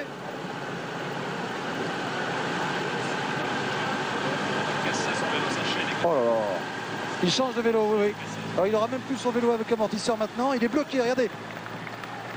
Les 4 pieds sont bloqués. Le 4 pieds est bloqué, mais c'est incroyable. Oh là. Là, c'est terrible ce qui arrive à... Mais c'est vrai que même s'il est retardé par cet incident mécanique, c'est à la régulière vraiment que Yohann Mousseau avait été distancé par Schmil. Mais il n'avait vraiment pas besoin de ça. Il faut peut-être rappeler que Schmil, donc, qui courait l'an dernier dans cette équipe GBMG, donc avec, je vous le rappelle, le problème qu'il a eu, problème relationnel avec Yohann Mousseau. Eh bien, Schmil n'est pas un jeune coureur, il est moldave, il est né à Khabarovsk le 22 janvier 63. Donc c'est dire que c'est pas un jeune coureur. Hein. Il a 31 ans alors que la Moto 1 vient de chuter là encore à nouveau. On va voir l'image disparaître sur mon autre écran. Alors il repart avec un vélo sans amortisseur, ça va être difficile, il va être repris. Voilà, il va être repris par deux hommes, sans doute Bottaro et Willems. Ça va être terminé, sans doute des chances, sauf incident très grave de Schmil. Je pense que c'est un Moldave né à Khabarovsk en 63, donc déjà âgé de 31 ans, qui devrait remporter ce Paris-Roubaix. En tout cas, il le mériterait tellement. Lui qui termine à 11e du Tour des Flandres l'an passé et qui a réalisé un très beau championnat du monde où il termina 6e au mois d'août dernier à Oslo. Schmil qui a réalisé un grand début de saison alors que la moto s'est très intelligemment laissée passer là pour ne pas gêner Bottaro et Willems qui reviennent sur Mousseau. On va donc résumer cette course maintenant en un match entre Schmil, un homme seul devant, le Moldave donc de 31 ans, et derrière trois hommes, Mousseau, Willems et Bottaro. Mais je crois que seul un incident mécanique maintenant pourrait coûter la victoire à ce Schmil qui nous impressionne vraiment beaucoup. Et il est à la hauteur de ce Paris-Roubaix. Schmil qui a déjà terminé 5e du Het Volk cette année, qui a remporté une étape du Tour des 3 jours de la Panne, qui a remporté le Grand Prix E3, qui a terminé 3e du Tour des Flandres, 4e de Gand-Wevelgem. C'est vraiment une confirmation aujourd'hui et non pas une révélation. Et coup de chapeau à Thierry Blanco qui hier, lorsque nous lui avons demandé de nous présenter un des favoris de ce Paris-Roubaix, a choisi Andrei Schmil. Et si vous étiez à l'écoute de Samedi Sport hier, eh bien vous avez découvert Andrei Schmil et on sera ravis de vous remontrer une partie de ce reportage dès que ce sera possible pour vous montrer combien ce garçon est sympathique. En plus c'est un acrobate, on le voyait hier dans le reportage, il sautait les flaques et on l'a vu tout à l'heure sauter ce rond-point. C'est un acrobate et ça nous prouve que pour gagner Paris-Roubaix, il faut être un coureur tout à fait exceptionnel, alors que maintenant Mousseau, Bottaro et Willems sont bien loin. Jean-Paul, le pointage est éloquent. Une 30 sur Mousseau, Willems et Bottaro. Et Régis Forissier, regardez, Régis nous offre le ralenti, regardez. Alors vous qui regardez Paris-Roubaix, il n'est pas question de s'inspirer de ça. Hein. Lorsque vous êtes dans Paris ou ailleurs, les ronds-points, vous faites le tour. Hein. Mais Schmil, lui, il a une autre méthode et ça prouve combien ce garçon est acrobate et lucide. Car pour passer un rond-point comme ça, il faut avoir une sacrée dose de lucidité. Je vous rappelle, pour votre information, que nous sommes ensemble depuis 4 heures. Il y a 4 heures que nous commentons ce Paris-Roubaix avec vous. Que Schmil est en train de réaliser un exploit extraordinaire en reléguant à plus d'1 minute 30 Mousseau, Bottaro et Willems, alors que le groupe Duclos, qui était pointé tout à l'heure à 1,55, est maintenant à 2 minutes 25. Donc Jean-Paul va pouvoir aller voir Jean-Luc Vandenbroek qui doit certainement dire à Schmil, maintenant il faut assurer, il ne faut plus prendre de risques car la course est gagnée sauf un incident extraordinaire. 1 minute 30 d'avance sur Mousseau, Bottaro, Willems, 2 minutes 25 sur le groupe du Clos Lassalle. Je pense que Jean-Luc Vandenbroek doit être très optimiste. Oui. Nous l'attendons, Patrick. Nous sommes à la sortie de la zone pavée numéro 2. Nous sommes là en embuscade et dès qu'il surgit, nous allons le voir. Oh, parfait.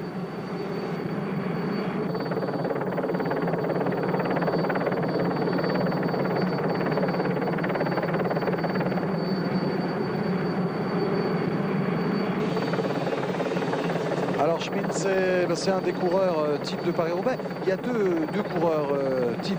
Il y a le grand gabarit, style donc le costaud, style Duclos, style surtout Franco Ballerini qui fait quand même 1,85 m je crois pour 79 kg.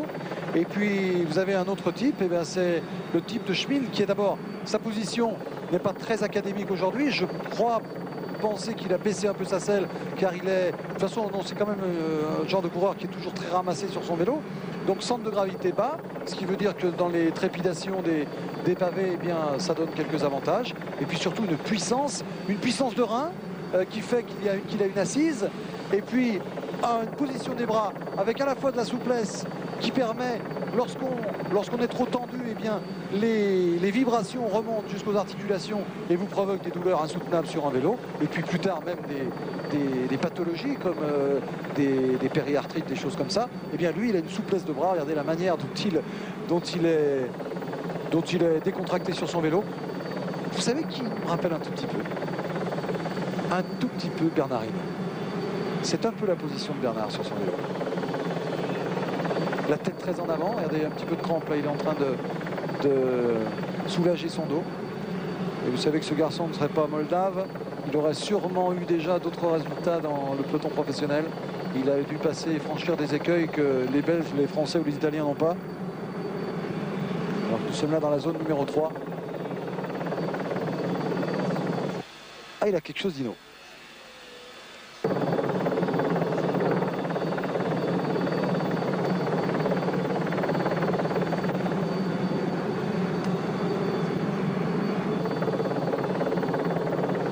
C'est pas une surprise, hein, si vous ne suivez pas le cyclisme de très près, vous découvrez peut-être aujourd'hui ce nom de Schmil, hein, mais ne croyez surtout pas qu'il s'agit d'une surprise.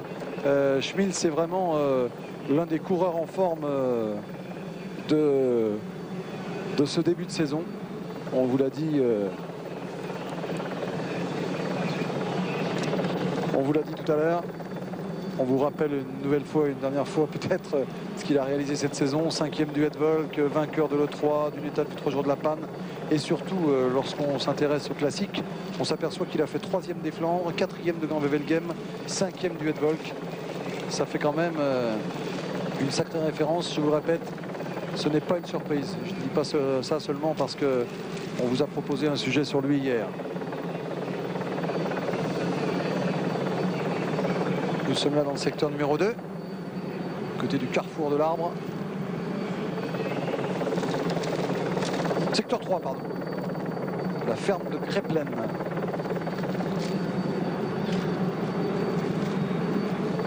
Regardez l'état de la route.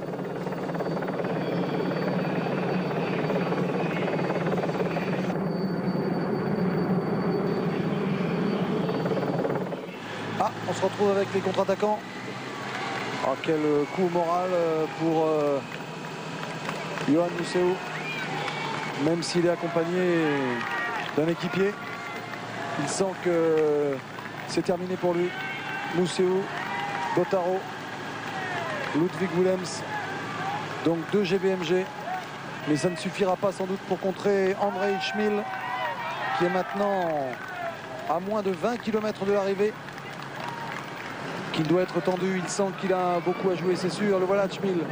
Mais tout est encore possible. Encore que je vous répète, une crevaison a beaucoup moins d'importance et d'incidence lorsqu'on est seul en tête comme ça. Puisqu'on a derrière soi son directeur sportif et une moto de dépannage. En revanche, eh bien, après 250 km de course, on n'est pas à l'abri d'une grosse défaillance. On en a vu d'autres dans le cyclisme. Ne jamais tirer des conclusions trop tôt.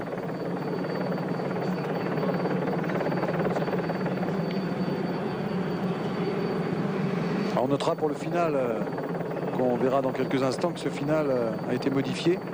Et on revient à un final plus classique avec le passage dans M. Mais dans M, on ne va plus jusqu'au bout. Enfin, je ne vais pas vous donner trop de détails, ça fait un peu local. Mais on avait l'habitude d'aller virer à droite tout au bout de M.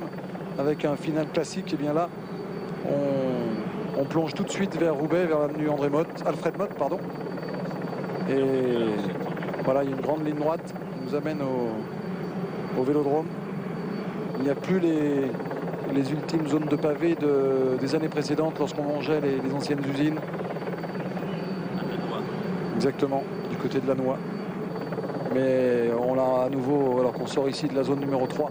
On a à nouveau repéré ce final tout à l'heure et il a beaucoup plus d'allure. Alors que vous voyez que nous sommes tout près de l'arrivée puisque nous sommes ici au carrefour de l'Arbre. Ça, ce sont des noms classiques Si vous vous intéressez au cyclisme, c'est là que Paris-Roubaix se joue très souvent. Le carrefour de l'Arbre et ensuite le dernier secteur pavé de M. Mais là, je crois bien que pour André Schmil, il n'y aura pas de suspense pour lui. Du côté du carrefour de l'Arbre, s'il parvient à passer sans dommage, car il a déjà fait la différence. Il nous a impressionné tout à l'heure, vraiment. Il a quand même des crampes, vous voyez, il est obligé de faire des étirements en quelque sorte sur son vélo. Et il reste moins de 5 km de zone pavée, mais 15 km de course.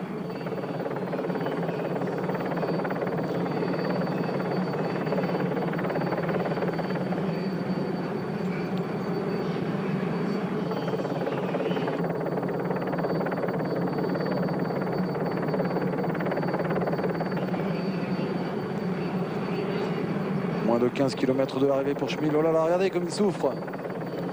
Tout est possible, hein. C'est le bas du dos là qui est en train de se tétaniser. Enfin, il assure, il ne prend plus trop de risques. Attention, carrefour de l'Arbre. Tout à l'heure, nous en parlions avec Alain Bondu.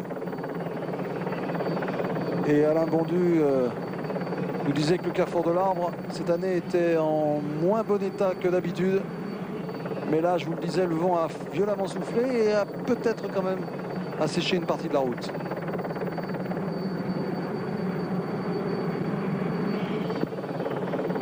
« 1 minute 54, c'est le nouvel écart. C'est dire que pour Schmil, ça s'annonce très très bien. On a eu l'occasion tout à l'heure de s'emballer, d'avoir des grandes émotions. Et bien, curieusement, dans ce Paris-Roubaix d'une grande qualité, c'est peut-être le final qui nous réservera le moins de surprises. Encore que, sait-on jamais, restons prudents. Mais Schmil a tellement fait d'exploits pour lâcher tout à l'heure Yoann Mousseau, que l'on retrouve là avec un cadre normal, un vélo normal. Oh, il souffre, regardez, il a complètement changé sa position, il a écarté les bras complètement. Il souffre beaucoup, Schmil. Là, il est à l'attaque, il a une allure offensive, il a complètement changé d'allure sur son vélo. Patrick. Oui, Jean-Paul. Yates et Baldato vont revenir sur les trois intercalés. Et dans quelques instants, donc, ce sera la sortie de la zone numéro 2 où nous pourrons voir Van den Broek. Merci. Alors, on a Mousseau, Bottaro, Willems, Yates et Baldato. 5 hommes donc intercalés derrière Schmil.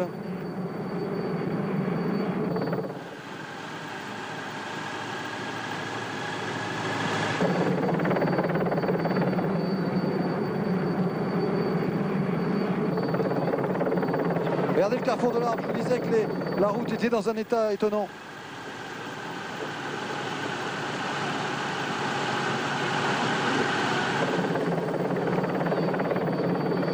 Oh, que ça doit être difficile après. Regardez les flaques que déplacent les voitures. Vous voyez un peu le volume d'eau qu'il y a sur cette route. Il patine, Schmil. Oh, ça doit faire... Oh là là, regardez-moi ça. On souffre avec lui là, avec cette douleur. Le geste d'étirement tout à l'heure était tout à fait explicite, une douleur qui lui a envahi le bas des reins. Il a été obligé de faire des étirements et là il est obligé de forcer, de passer en force justement. Plus on est fatigué, plus on est obligé de passer en force en vélo. On n'a plus un geste souple et on se fait mal. Je peux vous dire que seule la victoire est belle, qu'elle efface les douleurs, mais que là Schmil a connaît sans doute les douleurs les plus intenses de sa carrière de coureur cycliste. Et tous les grands champions vous racontent qu'ils ont parfois découvert des douleurs insoupçonnées et surtout une capacité à se dépasser. Et c'est ce qu'est en train de réaliser André Schmil aujourd'hui. C'est un authentique exploit, on vous l'a dit. L'authentique exploit, il l'a réalisé il y a quelques kilomètres maintenant, lorsque, je vous le rappelle, son adversaire Yoann Mousseau était revenu à 6 secondes de lui. La logique de la course voulait que les deux hommes terminent ensemble. Et puis Schmil a décidé autrement. Il s'est dit, si je laisse revenir Mousseau, il prendra ma roue. Donc j'accélère encore et c'est là qu'il a réalisé son exploit. C'est là qu'il a mérité son Paris-Roubaix, reléguant maintenant à 2 minutes. C'est incroyable. Un homme seul face à 5 contre-attaquants. Il a relégué tout le monde à 2 minutes. Schmil réalise un exploit authentique ici, dans ce secteur du carrefour de l'Arbre qu'il connaît fort bien. Puisque je vous le répète, on a eu l'occasion de vous le dire plusieurs fois, il habite Roubaix, il est installé en France. Et c'est presque, disons que c'est le plus français des Moldaves ou le plus moldave des Français.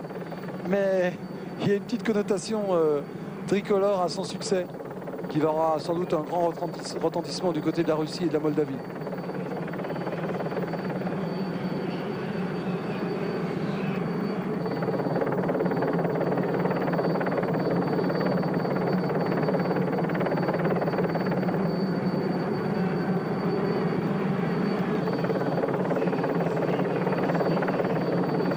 Il est long ce secteur, il est double, 2 km 100, puis après le carrefour de l'Arbre, 1 km 100. C'est donc 3 km 200 de pavés de suite. Et ensuite il restera 1400 mètres seulement de pavés pour Schmil lorsqu'il ira sur le secteur de M, le dernier secteur.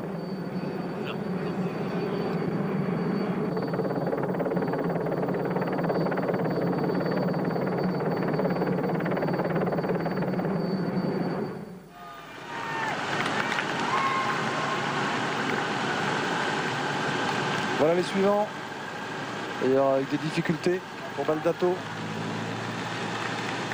Oh non, c'est même Mousseou. Baldato est devant, c'est Mousseou qui est en difficulté. Oh là là, que c'est dur pour lui. C'est surtout moral là. Incontestablement c'est moral, c'est psychologique.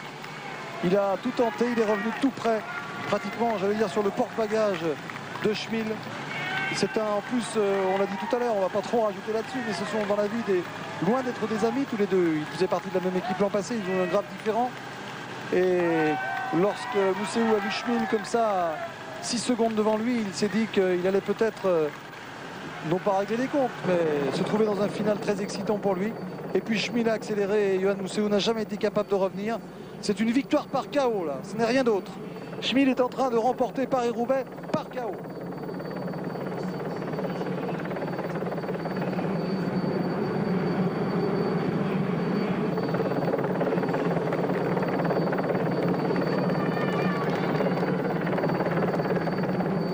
Patrick, Ballerini rejoint Mousseou. Hein. Ah bah oui, c'est dire. C'est dire alors que nous sommes dans la deuxième partie du secteur 2 là. C'est dire que Mousseou a eu un gros coup de barre. C'est que Ballerini donc vient donc de rejoindre et de dépasser Yohann Mousseou. Et la lutte pour les places d'honneur va être intéressante tout à l'heure. Mais je le répète, il s'agit sans aucun doute des places d'honneur.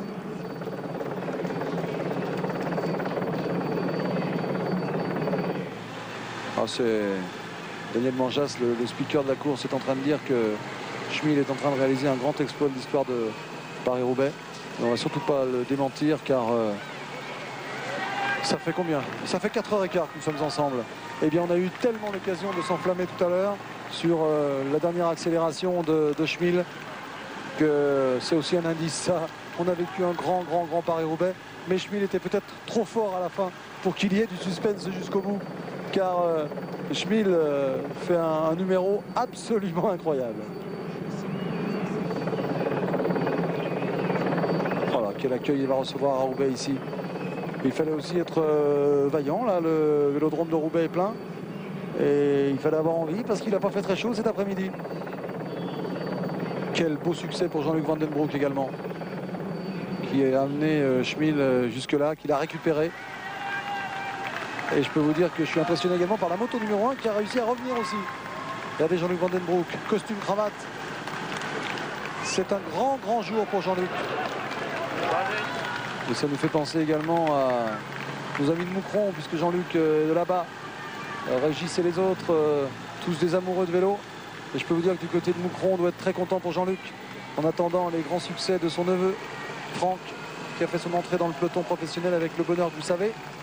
Pour l'instant, c'est Schmil. Il habite Roubaix. Il est dirigé par Jean-Luc Van Den Broek de Moucron. C'est une victoire un peu régionale ici. Et il relance encore Schmil. C'est toute la différence entre, je ne pense pas, je suis même certain, il n'a pas plus de capacité physique à ce moment de la course, après 255 km de course, que Yohann Mousseou. Patrick, mais simplement, il a le moral de vainqueur. Patrick, oui, Jean-Paul. Voilà, je suis avec Jean-Luc Van Den Broek qui montre du doigt, c'est gagné là.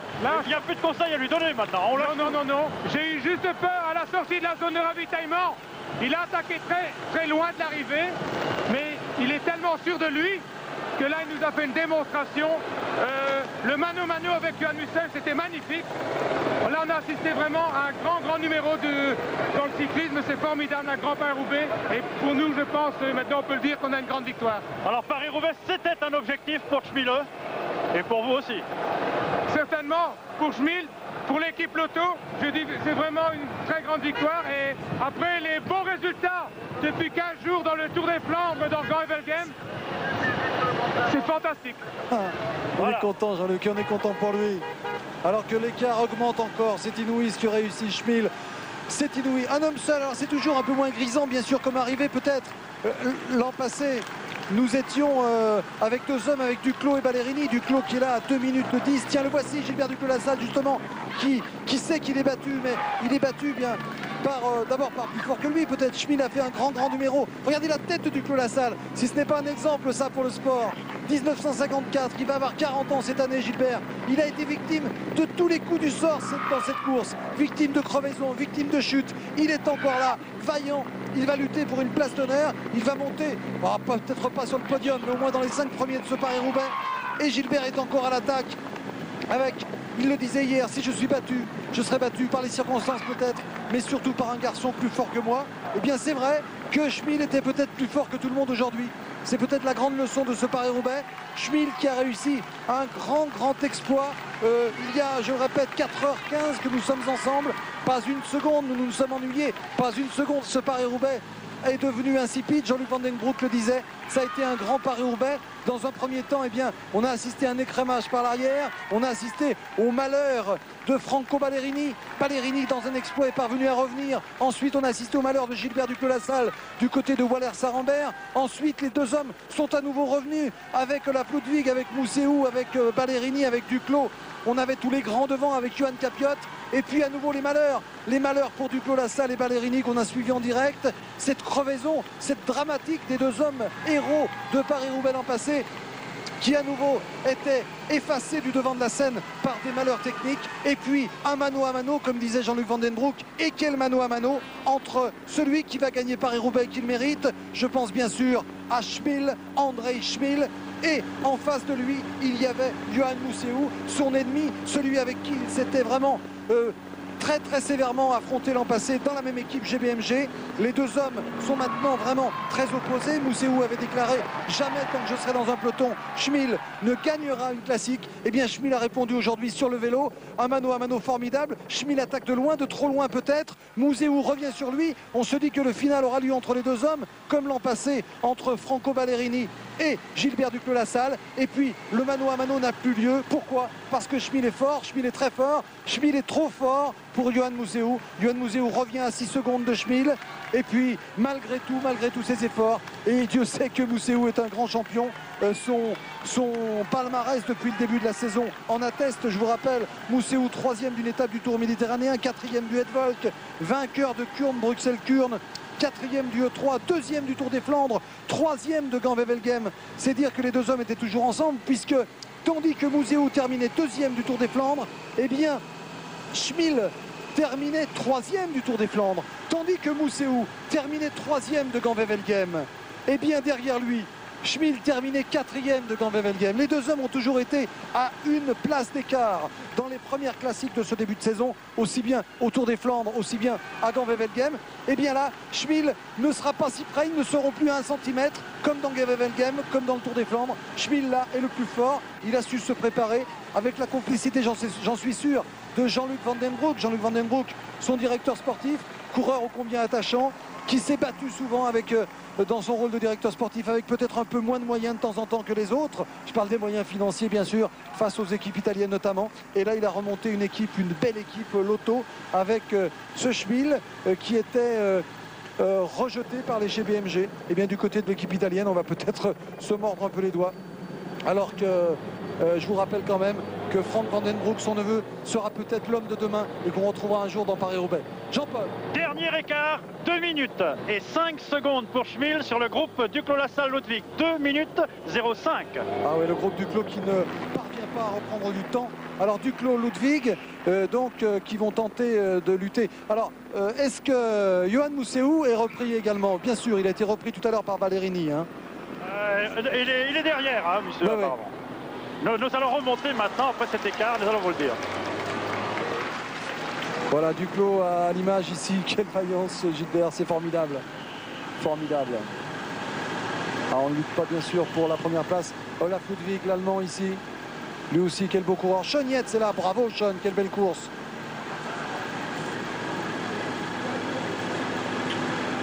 Ah là, la poursuite est engagée, mais bien trop tard.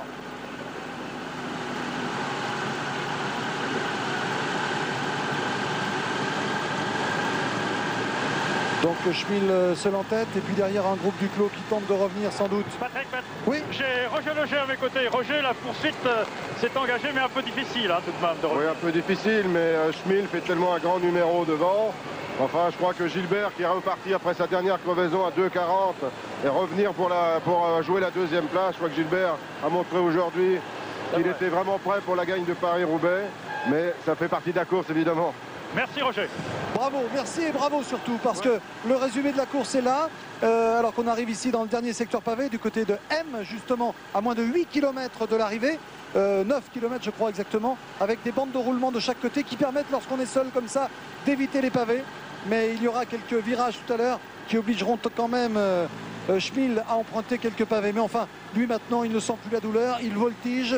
Et ce que j'aimerais rappeler, c'est la sportivité d'un garçon comme Roger Leger, qui dit, et je crois que c'est une belle satisfaction en effet, que Gilbert Duclos-Lassalle était prêt. Ce n'était pas, regardez, il est obligé de couper les pavés là pour prendre l'autre bande de roulement. Eh bien, je crois que Gilbert Duclos-Lassalle, il a prouvé ici qu'il était complètement crédible jusqu'au bout, que quand il déclarait les jours précédents « je serai là pour Paris-Roubaix », eh bien ce n'était pas des mots, c'était en effet parce que Gilbert a de la classe, oh qu'elle me fait peur la moto là à l'intérieur, et parce que Gilbert était prêt, simplement il a été battu par un très grand champion. Vous avez vu combien Roger Leger a été impressionné par la démonstration de Schmil, mais aussi battu par les circonstances, car c'est vrai que cette course a été grande, cette course a été belle, mais si d'aventure des garçons comme les grands malheureux de cette course, je pense à Gilbert Duclos-Lassalle et à son second de l'an passé, Franco Ballerini, si d'aventure les deux hommes avaient réussi à prendre la roue de Schmil, nous aurions assisté aussi à un final complètement époustouflant, alors que là, à 7 km 500 de l'arrivée, et bien avec 2 minutes d'avance sur Duclos et les autres, je crois que Schmil peut être tranquille, enfin tranquille. On reste toujours un peu prudent, car nous sommes dans Paris-Roubaix.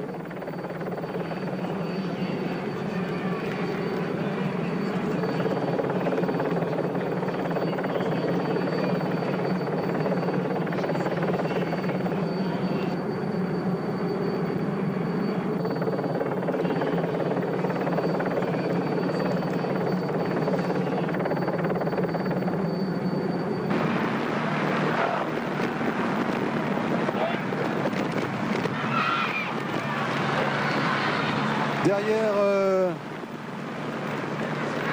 Schmil, on va lutter pour la deuxième place. Ce qui serait intéressant, c'est que le groupe Duclos parvienne à rentrer aussi derrière ces hommes. Alors que ici on voit Olaf Ludwig donc qui est dans le groupe avec Franco Ballerini, avec Gilbert Duclos-Lassalle. Alors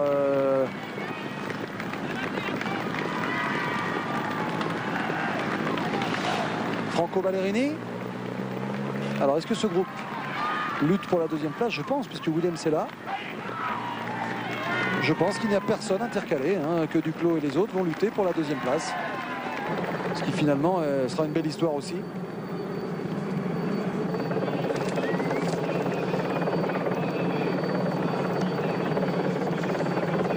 Le final pour Schmil.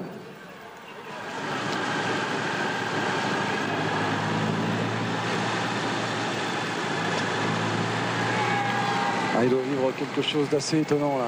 Plus de pavés. Simplement le bonheur au bout de cette route.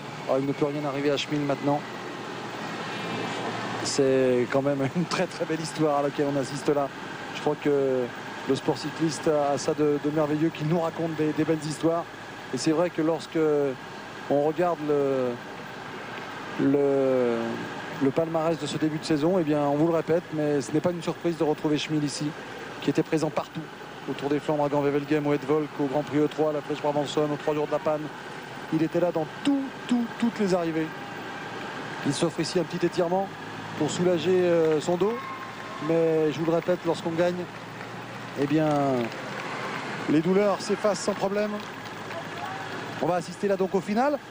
Du côté de M, on va tourner à droite dans le village même pour rejoindre une longue ligne droite en descente, puis la contre-allée qui nous amène au Vélodrome. C'est une arrivée beaucoup plus courte après le passage pavé de M. On va rentrer donc à droite là dans le village.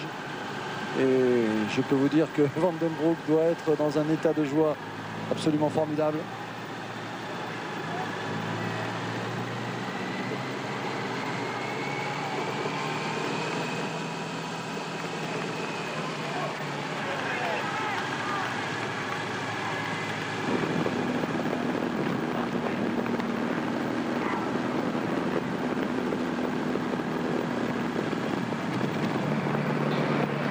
Voilà le groupe, donc confirmation avec Duclos, Ballerini, Ludwig, Baldato, Willems, Yates, Capiot. On va jouer pour la deuxième place.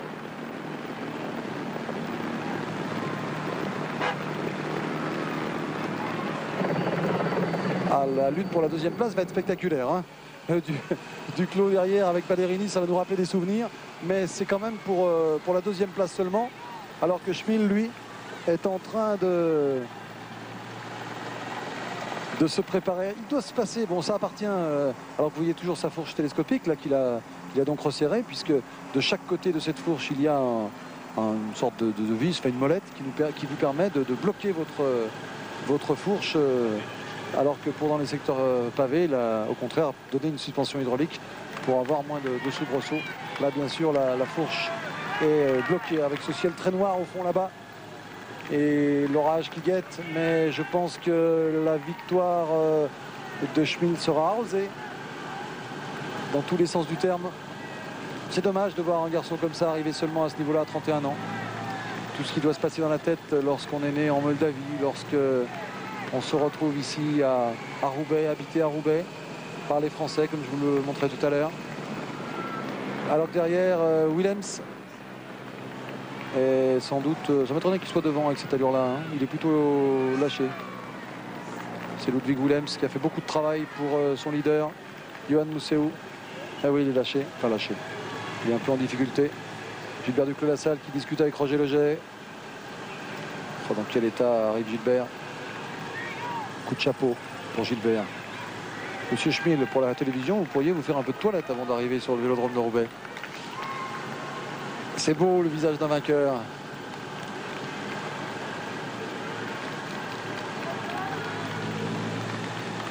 Dans quel état est André Schmil? Jean-Marie Leblanc nous disait ça hier soir. Il disait, dans Paris-Roubaix, ce sont les absents qui ont tort. Il a raison, car ceux qui écrivent la légende sont là. C'est Schmil, c'est Ludwig, c'est Ballerini, c'est Museeuw. Et c'est vrai que c'est quand même un drôle de spectacle. Pour la deuxième place, on va avoir une lutte entre Duclos-Lassalle, Ludwig, Capiot, Baldato, Willems, Yates.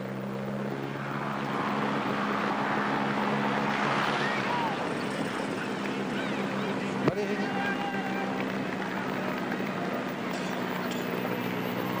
Ludwig est là aussi. Baldato. Gilbert Duclos-Lassalle. Johan Capiot avec son maillot TVM. Ce sera pour la deuxième place tout ça. Car Schmil mérite son succès. Regardez Duclos. Oh, quel numéro. 1,37, ils sont revenus un peu, mais... Ils sont revenus un peu. 1,37, mais bien sûr ça ne suffira pas et ce serait tellement injuste pour Schmil.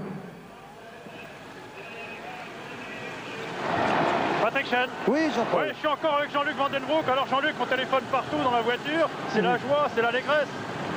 Écoutez, aujourd'hui c'est un grand jour. J'ai mon ministre à côté de moi. Schmil qui gagne la course. On ne pouvait pas trouver mieux aujourd'hui comme victoire. Et gagné Paris-Roubaix, la plus belle des épreuves. C'est fantastique. Ah, c'est le gouvernement belge qui exulte alors. Ah, j'ai le gouvernement, j'ai le ministre des Finances. Donc c'est une grande victoire pour la loterie nationale. Allez. Le ministre des Finances qui a gagné. Ben oui, ils sont sponsorisés par le loto belge, bien sûr, avec Teuté. Eh bien écoutez, c'est un bon coup. Après, on va quand même pas reprocher ceux qui choisissent le cyclisme comme vecteur de leur communication. Nous, on les félicite parce que c'est un... Regardez, ça fait quand même, je ne sais même plus, 4h30, nous sommes ensemble, non plus. Non, 4h30, c'est ça. Eh bien, nous on est ravis en tout cas de voir des spectacles comme ça. La pluie tombe maintenant très fort sur le vélodrome de Roubaix pour arroser dignement le succès de Schmil. Schmil qui arrive presque ici à domicile. Je vous rappelle qu'il est moldave, je vous rappelle qu'il a 31 ans, qu'il habite Roubaix, qu'il était l'an dernier dans l'équipe de Johan Museeuw chez GBMG, que cette année il a été embauché par Jean-Luc Vandenbroek dans l'équipe belge Lotto. C'est le plus moldave des Français, le plus français des Moldaves. On va couronner, on va saluer son succès dans Paris-Roubaix. Et croyez-moi, dans quelques années, lorsqu'on lira le palmarès de Paris-Roubaix, qu'on ne dise surtout pas que ce n'est pas un grand champion qui l'a emporté. Schmil nous a impressionnés. Schmil est un grand champion. Et on explique que par le fait qu'il est né dans une république soviétique, là où il n'était pas très facile de développer donc, le sport comme le cyclisme ou le sport professionnel. Eh bien, sans cela, il aurait sans doute eu une carrière tout autre. Mais pour l'instant, Schmil rentre dans l'histoire du cyclisme. Je vous le répète, 3e du Tour des Flandres, 4e de Gand-Wevelgem, vainqueur du Grand Prix E3, 5e du Volk et vainqueur de Paris-Roubaix. Alors qu'il pleut maintenant très fort sur le vélodrome. Mais que ça n'a que peu d'importance. Ce Paris-Roubaix ne pouvait pas terminer autrement tant il était difficile. On est dans la contre-allée, on va virer à droite pour entrer dans le vélodrome. On sera exactement à 1000 mètres de l'arrivée. Laisse le casque.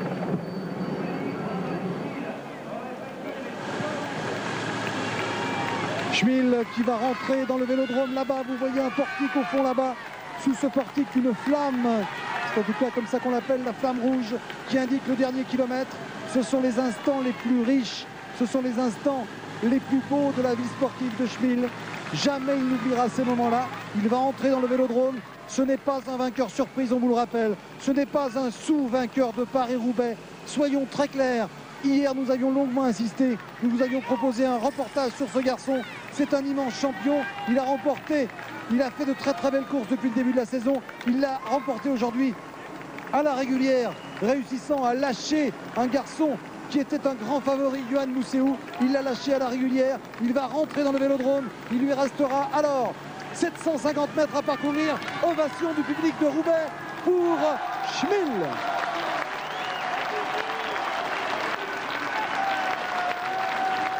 La pluie tombe, ça nous rappelle des souvenirs. Ce vélodrome avec l'an passé contre Duclos Lassalle Ballerini. Il y a 2 ans, Duclos était tout seul comme André Schmil aujourd'hui. On peut applaudir. Le vélodrome de Roubaix est debout et Schmil le mérite. Quelle belle histoire pour ce garçon. Maculé debout. Il ne sourit pas encore, il grimace encore. À moins d'un tour maintenant, il ne savait pas qu'il restait un tour. Il allait s'arrêter. Thierry Blanco lui a fait signe bravo. C'est vrai qu'ils sont un peu complices tous les deux, puisque Thierry a réalisé un superbe reportage sur André que nous avons passé hier. C'est un très beau succès. Voilà André Schmil maintenant dans la ligne opposée. Il lui reste quelques dizaines de mètres à parcourir. Peut-être 150 mètres maintenant. Il salue le public, il a raison. On va vous laisser savourer avec lui cet immense succès. Non, Schmil n'est pas un petit vainqueur de Paris-Roubaix. Il est venu très tard, au très haut niveau. Mais son palmarès de début de saison en atteste. La fin de course, la manière dont il a mis à mal la contre-attaque de Johan Museeuw en atteste. Oui, Schmil, c'est un grand vainqueur de Paris-Roubaix. On s'intéresse maintenant à la lutte pour la 2e place, puisque 2 hommes ont réussi à se détacher. On va revenir, si vous le voulez bien, Régis, oui, sur le sprint. Attendez, Patrick. Oui, on vous écoute et on regarde le sprint en même temps. Quelques mots de Schmil tout de suite. Franco Ballerini va lutter pour la 2e place. Ballerini qui est devant Baldato. Ballerini qui a souvent sûrement des souvenirs de l'an passé. Ballerini ici en lutte pour la 2e place, il est en tête. Je ne pense pas que Ballerini puisse être battu. Il a eu, alors que Duclos passe ici maintenant en 1, 2, 3, 4, 5e position. Alors attention, match entre Baldato et Ballerini pour la 2e place. Ballerini se remémore sûrement. C'est exactement de la même manière l'an passé qu'il a été battu par Duclos. Duclos avait fait l'effort ici même. C'est le même sprint que l'an passé. Ballerini va être battu de la même manière que l'an passé. C'est Baldato qui va s'offrir comme un lot de consolation pour l'équipe GBMG. La deuxième place de Paris-Roubaix. Deuxième Baldato. Troisième Patrick Ballerini. Allez-y Thierry. Attendez, on regarde quand même Gilbert Duclos-Lassalle. Gilbert Duclos-Lassalle ici en lutte pour la quatrième place. Duclos en tête. Non, il est battu nettement. Il ne sera pas quatrième. 5, 6, 7, 8e Duclos-Lassalle. C'est Olaf Ludwig qui est passé devant Sean Yates et devant Ludwig Willems. À vous Thierry. Oui Patrick, avec Jean-Luc Vandenbroek, puisqu'André Schmil est monté sur le podium. Jean-Luc, c'est un très très grand jour. Vous y avez cru, il est parti de loin quand même. Il m'a fait peur à certains moments parce que partir pratiquement au deuxième ravitaillement, 60 bornes de l'arrivée, je me suis dit, là il prend un gros risque, mais il nous a fait vraiment une démonstration. Et derrière, on a vraiment... il y a eu une poursuite entre Schmil et Johan Mussel. C'était magnifique. Et Mussel perdait 1 seconde au kilomètre. Et on a vu que Mussel il a explosé derrière. Et puis là, Schmil a fait le trou. Et bon, c'est vraiment une démonstration de sa part. C'est un peu la réponse aux critiques de l'année passée en disant qu'il ne gagnerait jamais une classique. Ouais, ici, c'est une force de la nature.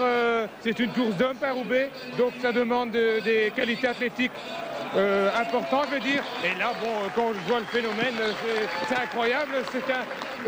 C'est une bête à rouler. Et bon, il n'a qu'à pousser sur les pavés. Et voilà, il a gagné.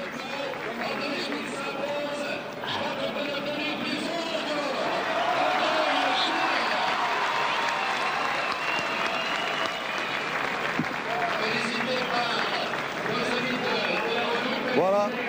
Ah, c'est quand même extraordinaire ce qu'a réussi Schmil. Vraiment, j'espère que le grand public sera très informé. Vous êtes sans doute d'ailleurs des millions à nous suivre, donc vous êtes déjà informés. Mais sachez que c'est un grand champion, il ne faut surtout pas se tromper, parce qu'il n'est pas très connu, parce que, je vous le disais, il vient de Moldavie, de Russie, et ce n'est pas facile de s'imposer comme ça dans le sport professionnel. Mais c'est un grand champion. On va apprendre à mieux le connaître et j'espère qu'il nous fera une carrière à la Duclos. Duclos qu'on va saluer très très fort pour terminer ce reportage, car Gilbert Duclos-Lassalle a réalisé encore un grand Paris-Roubaix. Imaginez, sans la crevaison à laquelle nous avons assisté avec Ballerini, sans cela, imaginez ce qui aurait pu arriver à Duclos-Lassalle. Un final avec Franco Ballerini, avec Gilbert Duclos-Lassalle. Alors nous, on va vous donner rendez-vous sur France 2 tout à l'heure. On va retrouver Nelson sur France 3 dans quelques secondes. Mais on se retrouvera sur France 2. D'abord pour le foot, ne manquez pas la finale de la Coupe d'Afrique des Nations. C'est très très spectaculaire. Elle a lieu à 18 h tout à l'heure. Et ne manquez pas non plus Stade 2.